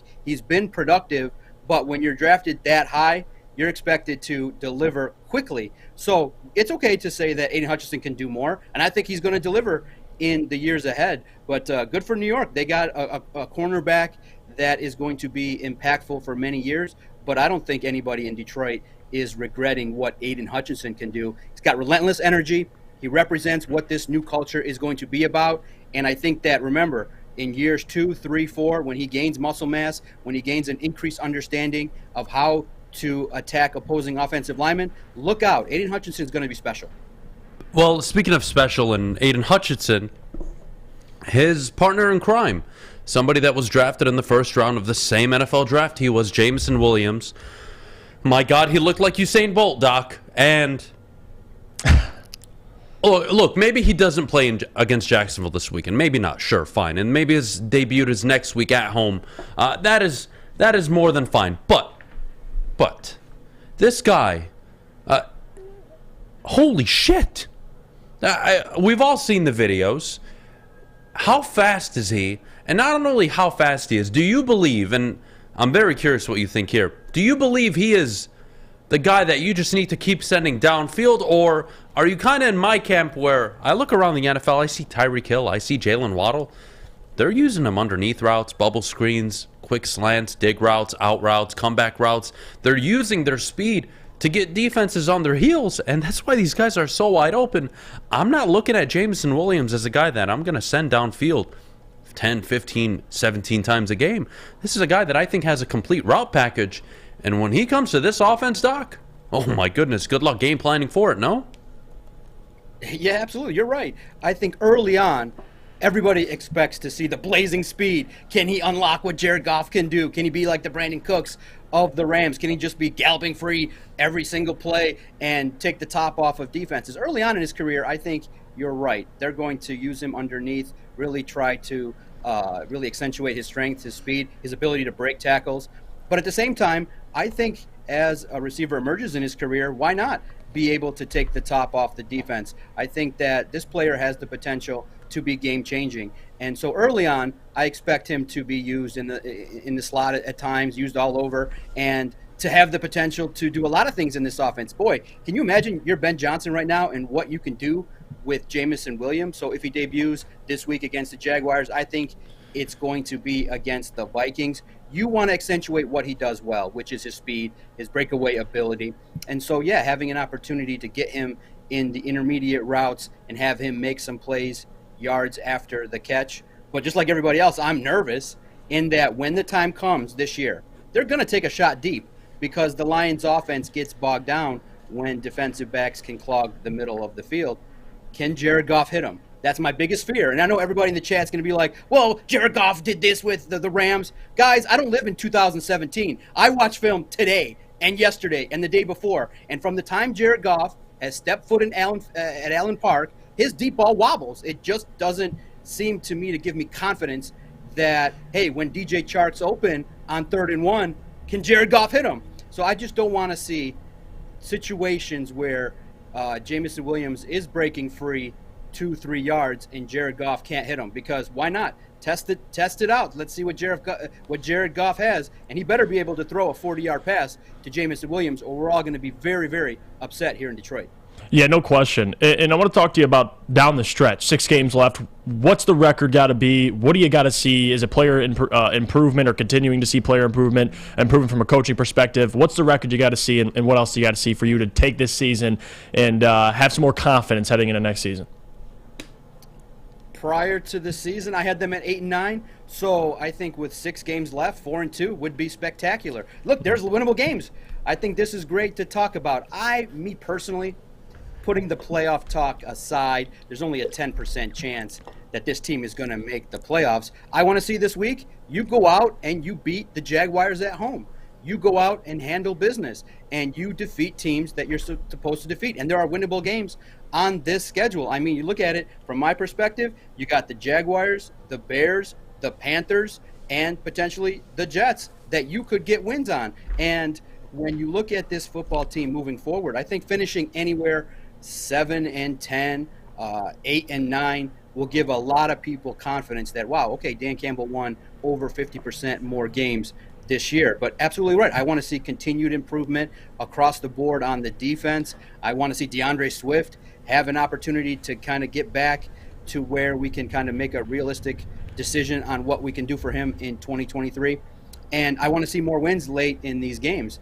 And for me, I'm definitely excited because there's real hope that this Lions team can win some more games in the final stretch here. And so who's to say that they don't go on a run, maybe in the final stretch there, maybe go 5-1 and have an opportunity. Is it going to happen? It's not likely, but I think that there's a strong opportunity to finish this year with 7 or 8 wins. Get excited, guys. The Lions are playing a better brand of football, and if some certain things can change late in these games and they can make the final plays, this team can win some games, and they can win, get back on another winning streak. Well, I like to think I'm a fair man. I know I'm very critical at times, but I like to think I'm fair. Doc, if they go 4-2, we are talking about a team that went 7-3 in their final 10 games, who somehow started 1-6, finished 7-3, and walked away 8-9 on the year. I would be very inspired, encouraged with Dan Campbell and his future as an NFL head coach if they were able to pull out exactly what you just said. Can't thank you enough for hopping on this morning. Thank you so much, Doc. You have a great rest of your day, and hopefully Jameson Williams this Sunday. Should be fun. Go Lions, Fish. Keep thrusting, baby. It's a great show. All good, baby. Let's keep talking about the Detroit Are we Lions. betting Belgium today? Belgium today. World Cup. It's all good, man. Love you guys talking about it. Appreciate it. Absolutely. You're the best, Doc. Take care, buddy. That is the bet today, by the way. I sucked. I did suck yesterday. I actually missed 4 of my 5 bets. What do you mean 4? I thought you won most of them. No, I missed 4 out of the 5. Which Because one I did you gave lose? everybody parlays, and those don't count if I don't make them all. And then the individual games lost. Tunisia beat France. So it was a rough day yesterday. We did make it up with the Argentina-Mexico pick. So that's at least fair. But today I'm only going one bet. Oh yeah, you had Denmark to win too. Yep. So I'm all in. I am all in on Belgium to beat Croatia. That is one of the hardest games on the schedule. I'm looking to make money. They're at plus 165 at the moment. Oh, wow. That's where I'm putting a lot of money on today. I'm going to try to win back all the money I lost yesterday. So we're going to go with Belgium. Westfall, you going in on Belgium? Let's take a quick break. When we get back, oh, goodness, Jeff, will the Pistons be able to salvage their season? They host the Mavericks tonight. Luka expected to drop 55, By the way, 37, only game and on the 52. NBA today. What is it? That's the only game in the NBA, Pistons Mavericks. Is it? Yeah, only game today. Oh, look, the NBA is looking to curse its fans. That's Putting nice us on of them. blast. Yeah. That's what they're doing. Oh, good. Luka and the Mavericks coming to town. It's going to be quite an ugly game. But before we go, Jeff, our good friends over at the Sports Marketing Agency. The Sports Marketing Agency helps spread awareness about mental health and substance abuse. Their new podcast, This is the S Word, helps fight the stigma about seeking help. If you or someone you know is struggling, head to thesportsma.com for more information. It's back. Year 3 of Woodward Sports Stuffa Studio is here. The past 2 years, we've collected new unwrapped toys and stuffed our studio so we could hardly fit in it. This year, we're doing it even bigger. Join Woodward Sports and our whole family December 19th to the 23rd as we stuff our studio. While you're out shopping or just sitting on your couch ordering presents, make sure you grab one extra and drop it off at our studio, 15 Mile in Woodward and Birmingham. We'll be collecting toys around the clock to make sure every child in Mott's Children's Hospital feels the warmth of the holiday season. It's the time of year to do for others. Help us stuff our studio. Special thanks to all the wonderful elves at Meyer and Guardian Alarm for keeping the toys safe. Stuff a Studio 2022 with Woodward Sports. Introducing the Planet Fitness Guide to getting that post-workout glow. Step 1. What's your why? More epic energy? Better sleep? Blow off steam? Step 2.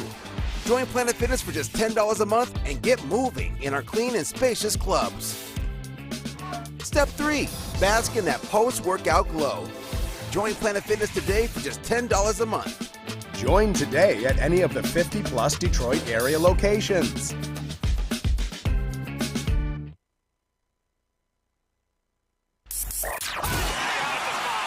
3 NBA championships. Detroit fans were there. 11 Stanley Cups. Detroit fans were there. 4 World Series wins. Detroit fans were there.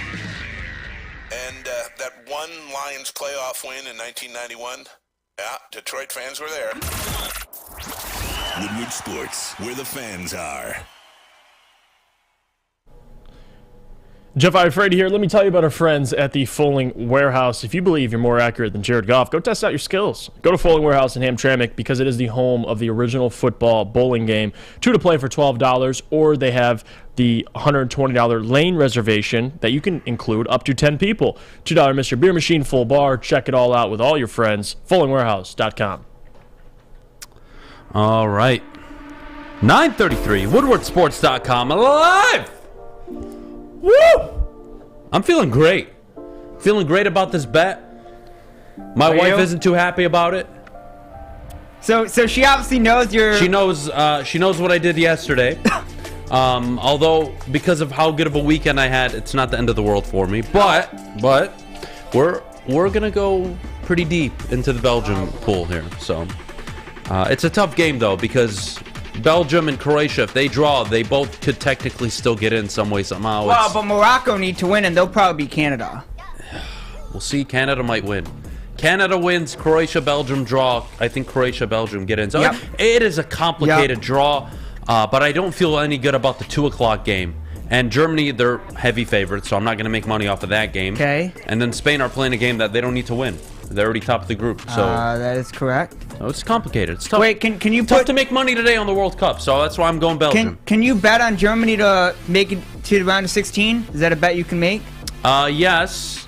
I don't plan on seeing them go through, though. You don't? It's very difficult. Okay. You're gonna need Spain to win and Germany to win by a few goals. It's going to take a big effort from Germany today. They can't get second? Can't they get second? Germany can get second. Yes, they can. Yeah, so just pick them to... Can you pick them to go through the round of 16? Yes, but the money's not worth it, buddy. No? So, look, Germany right now, if they win and Spain win, they're in. Yeah. It's that simple. Spain beat Japan and Germany win, they're in. No, under any circumstance. Yeah, But if Spain and Japan draw... Yeah.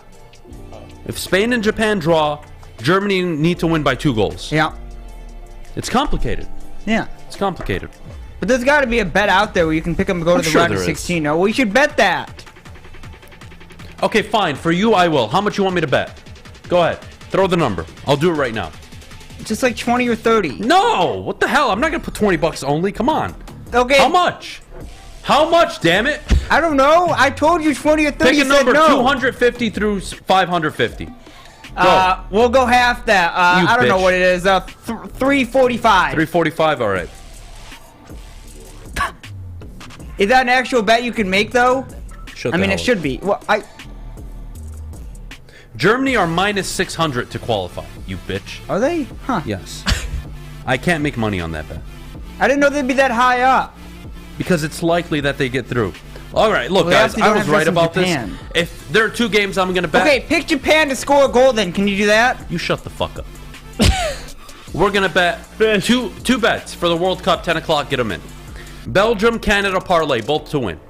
That's what we're going to start with. Oh, God. I don't trust Canada to win. Put 10 bucks on it, But not no- much. Wait, just hear me out. Hear me out. I don't trust Canada either. We're trying to make money, Fish. But Morocco actually We're not need trying to to win. be right. We're trying to make money. Canada and Belgium to win, okay? 10 bucks pays out $100, okay? And then where I'm going to put all my money, this is going to kill me. I'm going to go Belgium.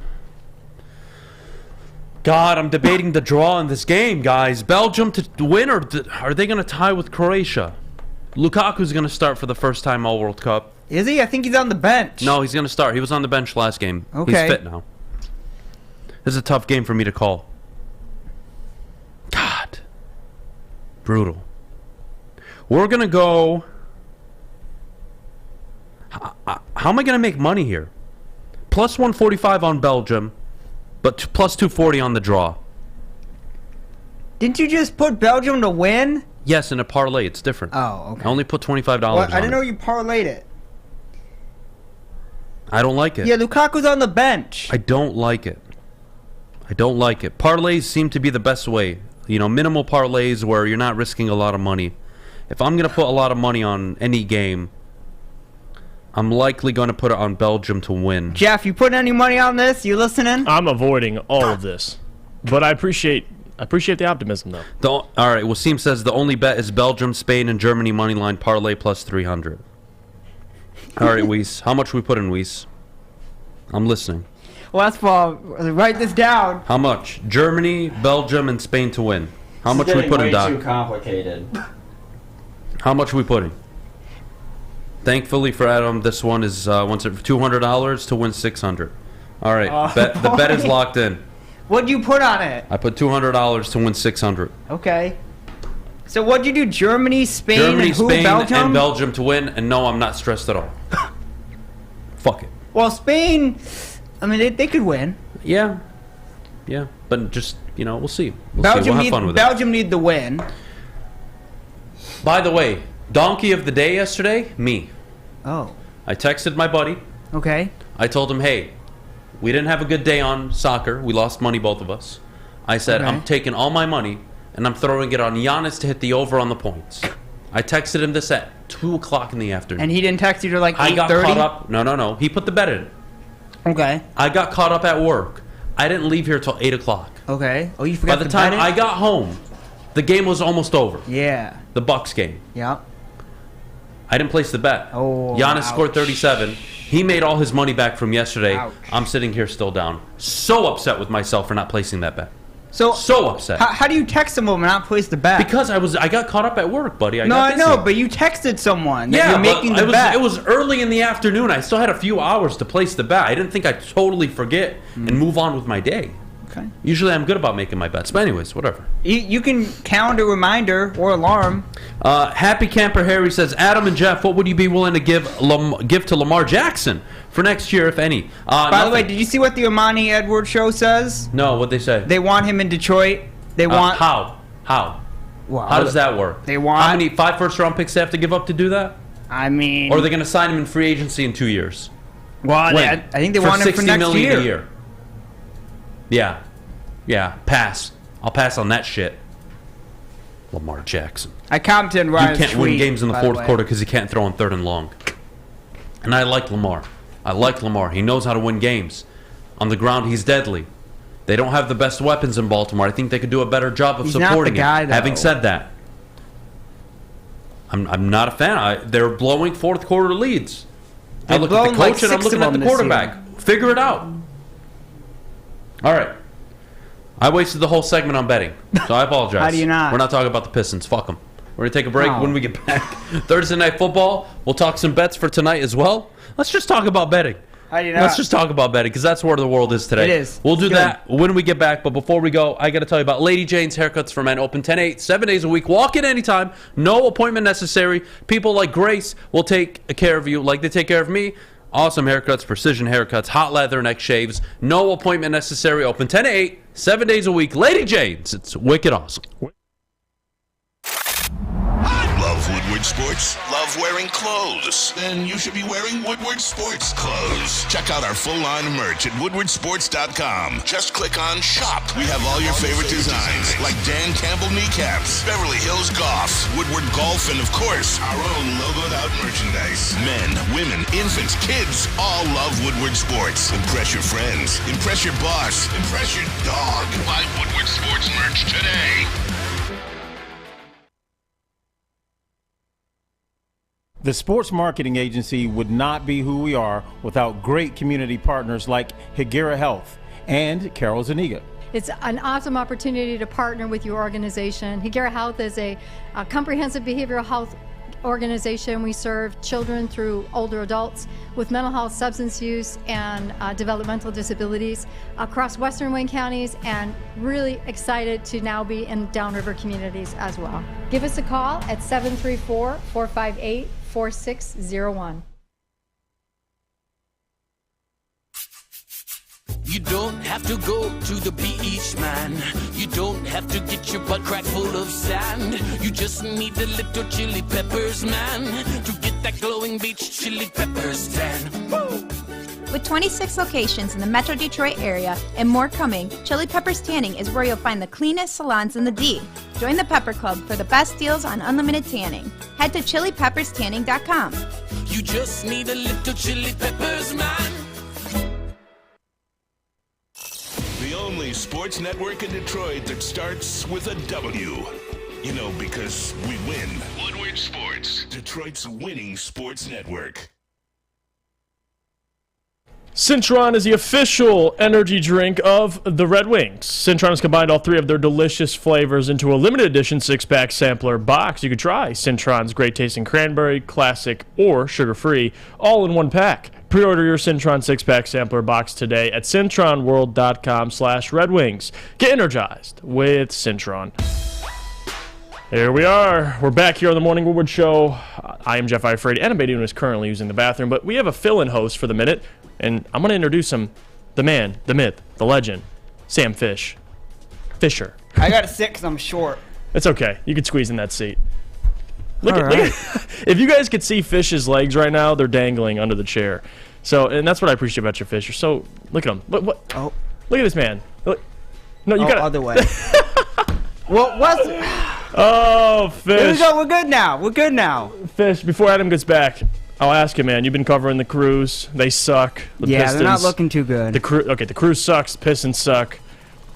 Pistons take on the Mavericks today. They take on Luka Doncic, European from Slovenia. Yeah, Slovenia. They won the Euro Cup in 2017, I think. I remember watching him. And I'm telling you, Luka Doncic is a bad, bad man. What do you expect, man? You think the Pistons have any chance tonight facing Luka? I mean, they have a chance. They are at home, too. Yeah, they're at home. They have a chance, but they haven't looked good at home recently. Luka Doncic is probably going to drop 30 or 40. No Cade. No Ivy. Cade. Possibly no Ivy. Yeah, Luka's definitely getting probably whatever the over-under is on his points. Check out all your betting apps. You probably bet the over, if I'm assuming. Duran's going to play, right? Yeah, Duran. Yeah, Duran's going to play. He's been the Iron Man. Yeah, he's been playing. But to summarize it, Fish, Pistons, they have little to no chance. And I want to answer the question, how can the Pistons salvage their season? Well, salvage, I don't think there's anything to salvage, but what you can see, and some more positivity, as long as players are getting better, Jaden Ivey's obviously looked better even without Cade, just because he has a ball in his hands a lot more. He's able to kind of run wild, go free. He's handling it very well. Duran, he's getting better.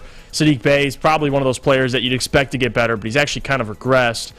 There's a lot to look forward to. Player development's important, Fish, but I think if the Pistons can go back to what they've been doing over the last couple weeks, being competitive, that's not too much to ask for, is it, Fish? Just be competitive. Yeah. Don't give up 140 to the Knicks. Where Maz is at the game and Maz is telling me, I got to see my Knicks. And if they go out there, they get 40 on us. 140 on us. I mean, they could score 140, but at least have the Pistons score 130. Okay, that means your defense is still completely ass. Well, but the defense is bad anyway if you're conceding 140. I want to read this question. You can't let 140 go through. No, you can't. Have a good defense. No, you can't. Mike G in the chat, Juicy Fish, is Stackhouse a realistic coaching consideration? Realistic, I don't know.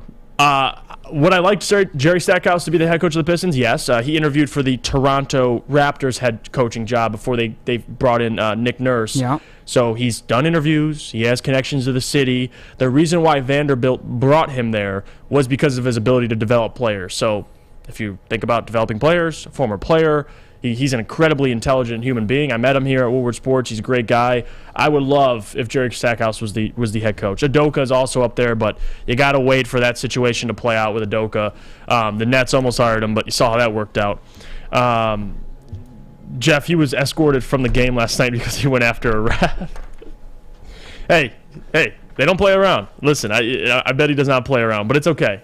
That passion. I mean, Juwan Howard pimp slapped an opposing head coach. So, I mean, at this point, people want Juwan Howard to go to the NBA. So, I'm fine. I think for the most part, Jerry Stackhouse has proven he can coach, We're talking about and players can relate to him. So, yeah, to salvage the season, there's nothing to salvage, Adam. It's over with. You're tanking. You're going to have a top 5 pick, and you're going to have plenty of money in free agency. So, you move forward. All right, fair enough. Look, I think they move on from Casey. We're both on the same page. Yeah. I'd be shocked if he was here next year. I would am not interested in Juwan Howard being the head coach of the Detroit Pistons. I'll pass on that.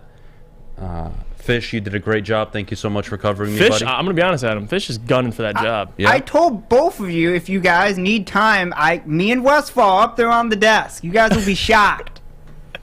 It'll be a wow factor. All right, Fish, who wins tonight? And it may not be all-American sports, but it'll be something fun. All right, Fish, you tell me. Who wins tonight, Bills or Patriots? Bills only by like 4. They haven't looked very good over the past few games. Bills by 4. I don't mind that. Look at this guy. Jeff, who you taking? I'll roll with the Bills here. Give me the Bills 24-17. Okay. I'll take touchdown. What an ugly game. Yeah, it's going to be in the high. It's going to be low to mid 20s. Like a 20, I think we're all on the same 24-20. page. I'm going to go Bills 23-20. Yeah. Field goal game. Bills squeak it out late. They're only favored by 3.5. Yeah, because Allen also hasn't looked too good. Yeah, give me Bill Belichick to cover at home. They have Gregory Rousseau out. Von's out for the next couple weeks. Yeah. They're dealing with injuries. Look, the Bills, the Bills. The Patriots, their key to success is, can they limit and slow down Josh Allen? If they can, their offense should have success. Well, the Browns slowed him down. Lions slowed him down. We'll see. And here's the thing about the Patriots. They've been really good for the most part against the run. And the Bills haven't proven to have a consistent, even relevant run game. So that's an interesting matchup. And you're going to, I believe it's at Gillette Stadium as well. Yes, it is. So it's a tough game. Like, I would not be shocked if the Patriots beat them. But all right. I'm going to lean with Josh Allen here. Well, let's take a break. When we get back, Mailbag. Should be fun. Mailbag time. Get your questions in the chat. 12 minutes to get your bets in, by the way. 12 minutes. But before we go, Jeff, our good friends over at Cintron. We already did, Cintron. Thanks for paying attention. You got to do your reads. Do fill up for us, sir. See, Adam needs a Cintron to get him up in the morning. I don't need a Cintron. I need somebody to communicate that to me. Well, I should have figured it out. You're Fish right. is always your fault. You're right, Fish. I should have figured it out. I should have looked at the sheet and assumed. I should have assumed you did the responsible thing and did the read out of order because I wasn't in the studio. It's my fault. I apologize. Thank you so much. Having said that, you're gonna attack me, eh? Shut the fuck up, Fish. Here, I'll tell you about our good friends over Michael Phillips. Excuse me, I can't do this. You want me to take your read? I want you to shut the hell up. Looking to buy or sell your home. Whether you're a player or a fan, helping you buy, sell, or invest is Michael Phillips' top priority. Being in the game for over 23 years makes him the #1 option. If you have real estate needs, call Michael Phillips at 313-403-0011. That's 313-403-0011. Love Woodward Sports? Love wearing clothes? Then you should be wearing Woodward Sports clothes. Check out our full line of merch at woodwardsports.com. Just click on Shop. We have all your favorite designs, like Dan Campbell kneecaps, Beverly Hills Golf, Woodward Golf, and of course, our own logoed out merchandise. Men, women, infants, kids all love Woodward Sports. Impress your friends. Impress your boss. Impress your dog. Buy Woodward Sports merch today.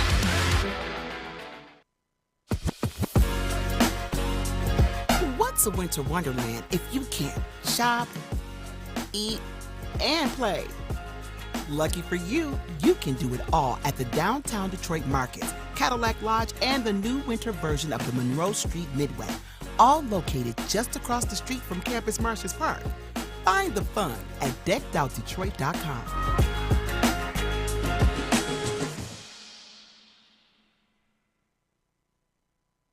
Hi, I'm John from Better Rate Mortgage, and to me, family is more than blood. That's why I have the biggest family in Metro Detroit. If you're looking to buy a house or refinance and need a loan, come get treated better than family by me and our entire team here at Better Rate Mortgage. We pride ourselves on giving you better advice, better service, and a better loan experience.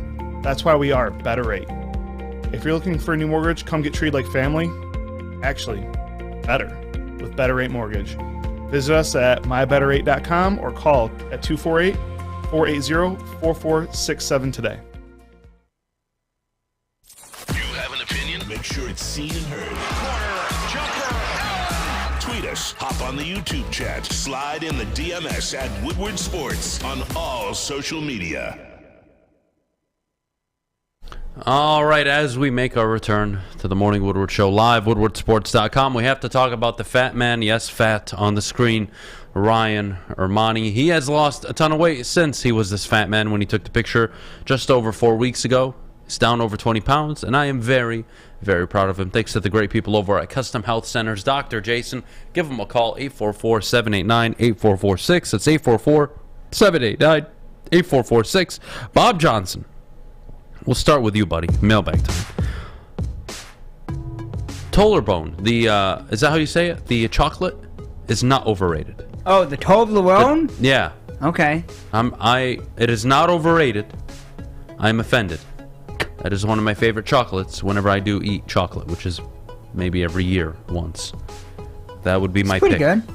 So, I'm very disappointed in you, Bob. It is not way overrated. Shame on you. Judon, over-under on the sacks. What is it, 0.5? If it's over-under 0.5, do it. Yeah. Over, obviously. Yeah, I would expect Judon to get 1 sack. Would you guys consider trading both first-round picks to grab Bryce Young? No. No. Because I have a gut feeling the Texans aren't going to take Bryce Young. I would... And I didn't want to share that. I would give up the farm for a prospect like Joe Burrow. Bryce Young I like a lot, but I think Bryce Young might be available at 3. If he is, whew, you're all good. I'll tell you why. You're all good. What does Stroud have on Young? Height, size, physical attributes. Yep. Bryce Young, you're going to look at him, is he too short? Is he this? Is he that? You're going to question a lot. Once we get to draft time, those are going to be the questions about Bryce Young. Measurables. It would not surprise me if C.J. Stroud ended up going 1. It wouldn't surprise me at all. Let's see. Adam, will you post your bets on you're making in the chat? Yes, I will. Let me go on my phone right now. Jeff, you can answer some questions while I post my bets. I saw this question after Adam. Oh, this is for you. Adam Beydoun is having 27 different guys on defense this year because of injuries and not being able to hit the last month of the year. Change your mind on Mel Hazelton. What? I think you're pretty much sold on talking about Michigan State and their defense. What about him? Having 27 different guys on defense this year because of injuries and not being able to hit the last month of the year. Change your mind on Mel, Tucker, Hazelton. I don't think Hazelton, you changed your mind at all. I think you pretty much stated how you feel about Scott Hazelton. I just don't like anybody right now. You're not just even upset. Mel Tucker. You're just upset. I'm very upset. Rightfully so. Idiotic decisions, and all I see is this on the sideline. That's it. That's it. That's all I'm seeing. Chopping. We're just chopping. What a disaster year.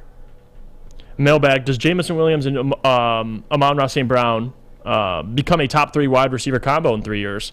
Definitely have the potential to be. I mean, if you have Amon-Ra, who's a 1,000-yard receiver, and he's as dynamic as we've seen, getting 9, 10 receptions, then you have Jameson Williams getting another 1,000 yards. Those guys, fire and ice. They have different set of skills that are going to benefit each other. Definitely. I have faith in those guys. Think about where Amon-Ra was drafted, too. Look at most wide receiver duos. I mean, Tyreek Hill, he fell in the draft. To have Amon-Ra St. Brown as a wide receiver duo with Jameson, you found him in the 4th round. Exceptional. Blows your mind. All right.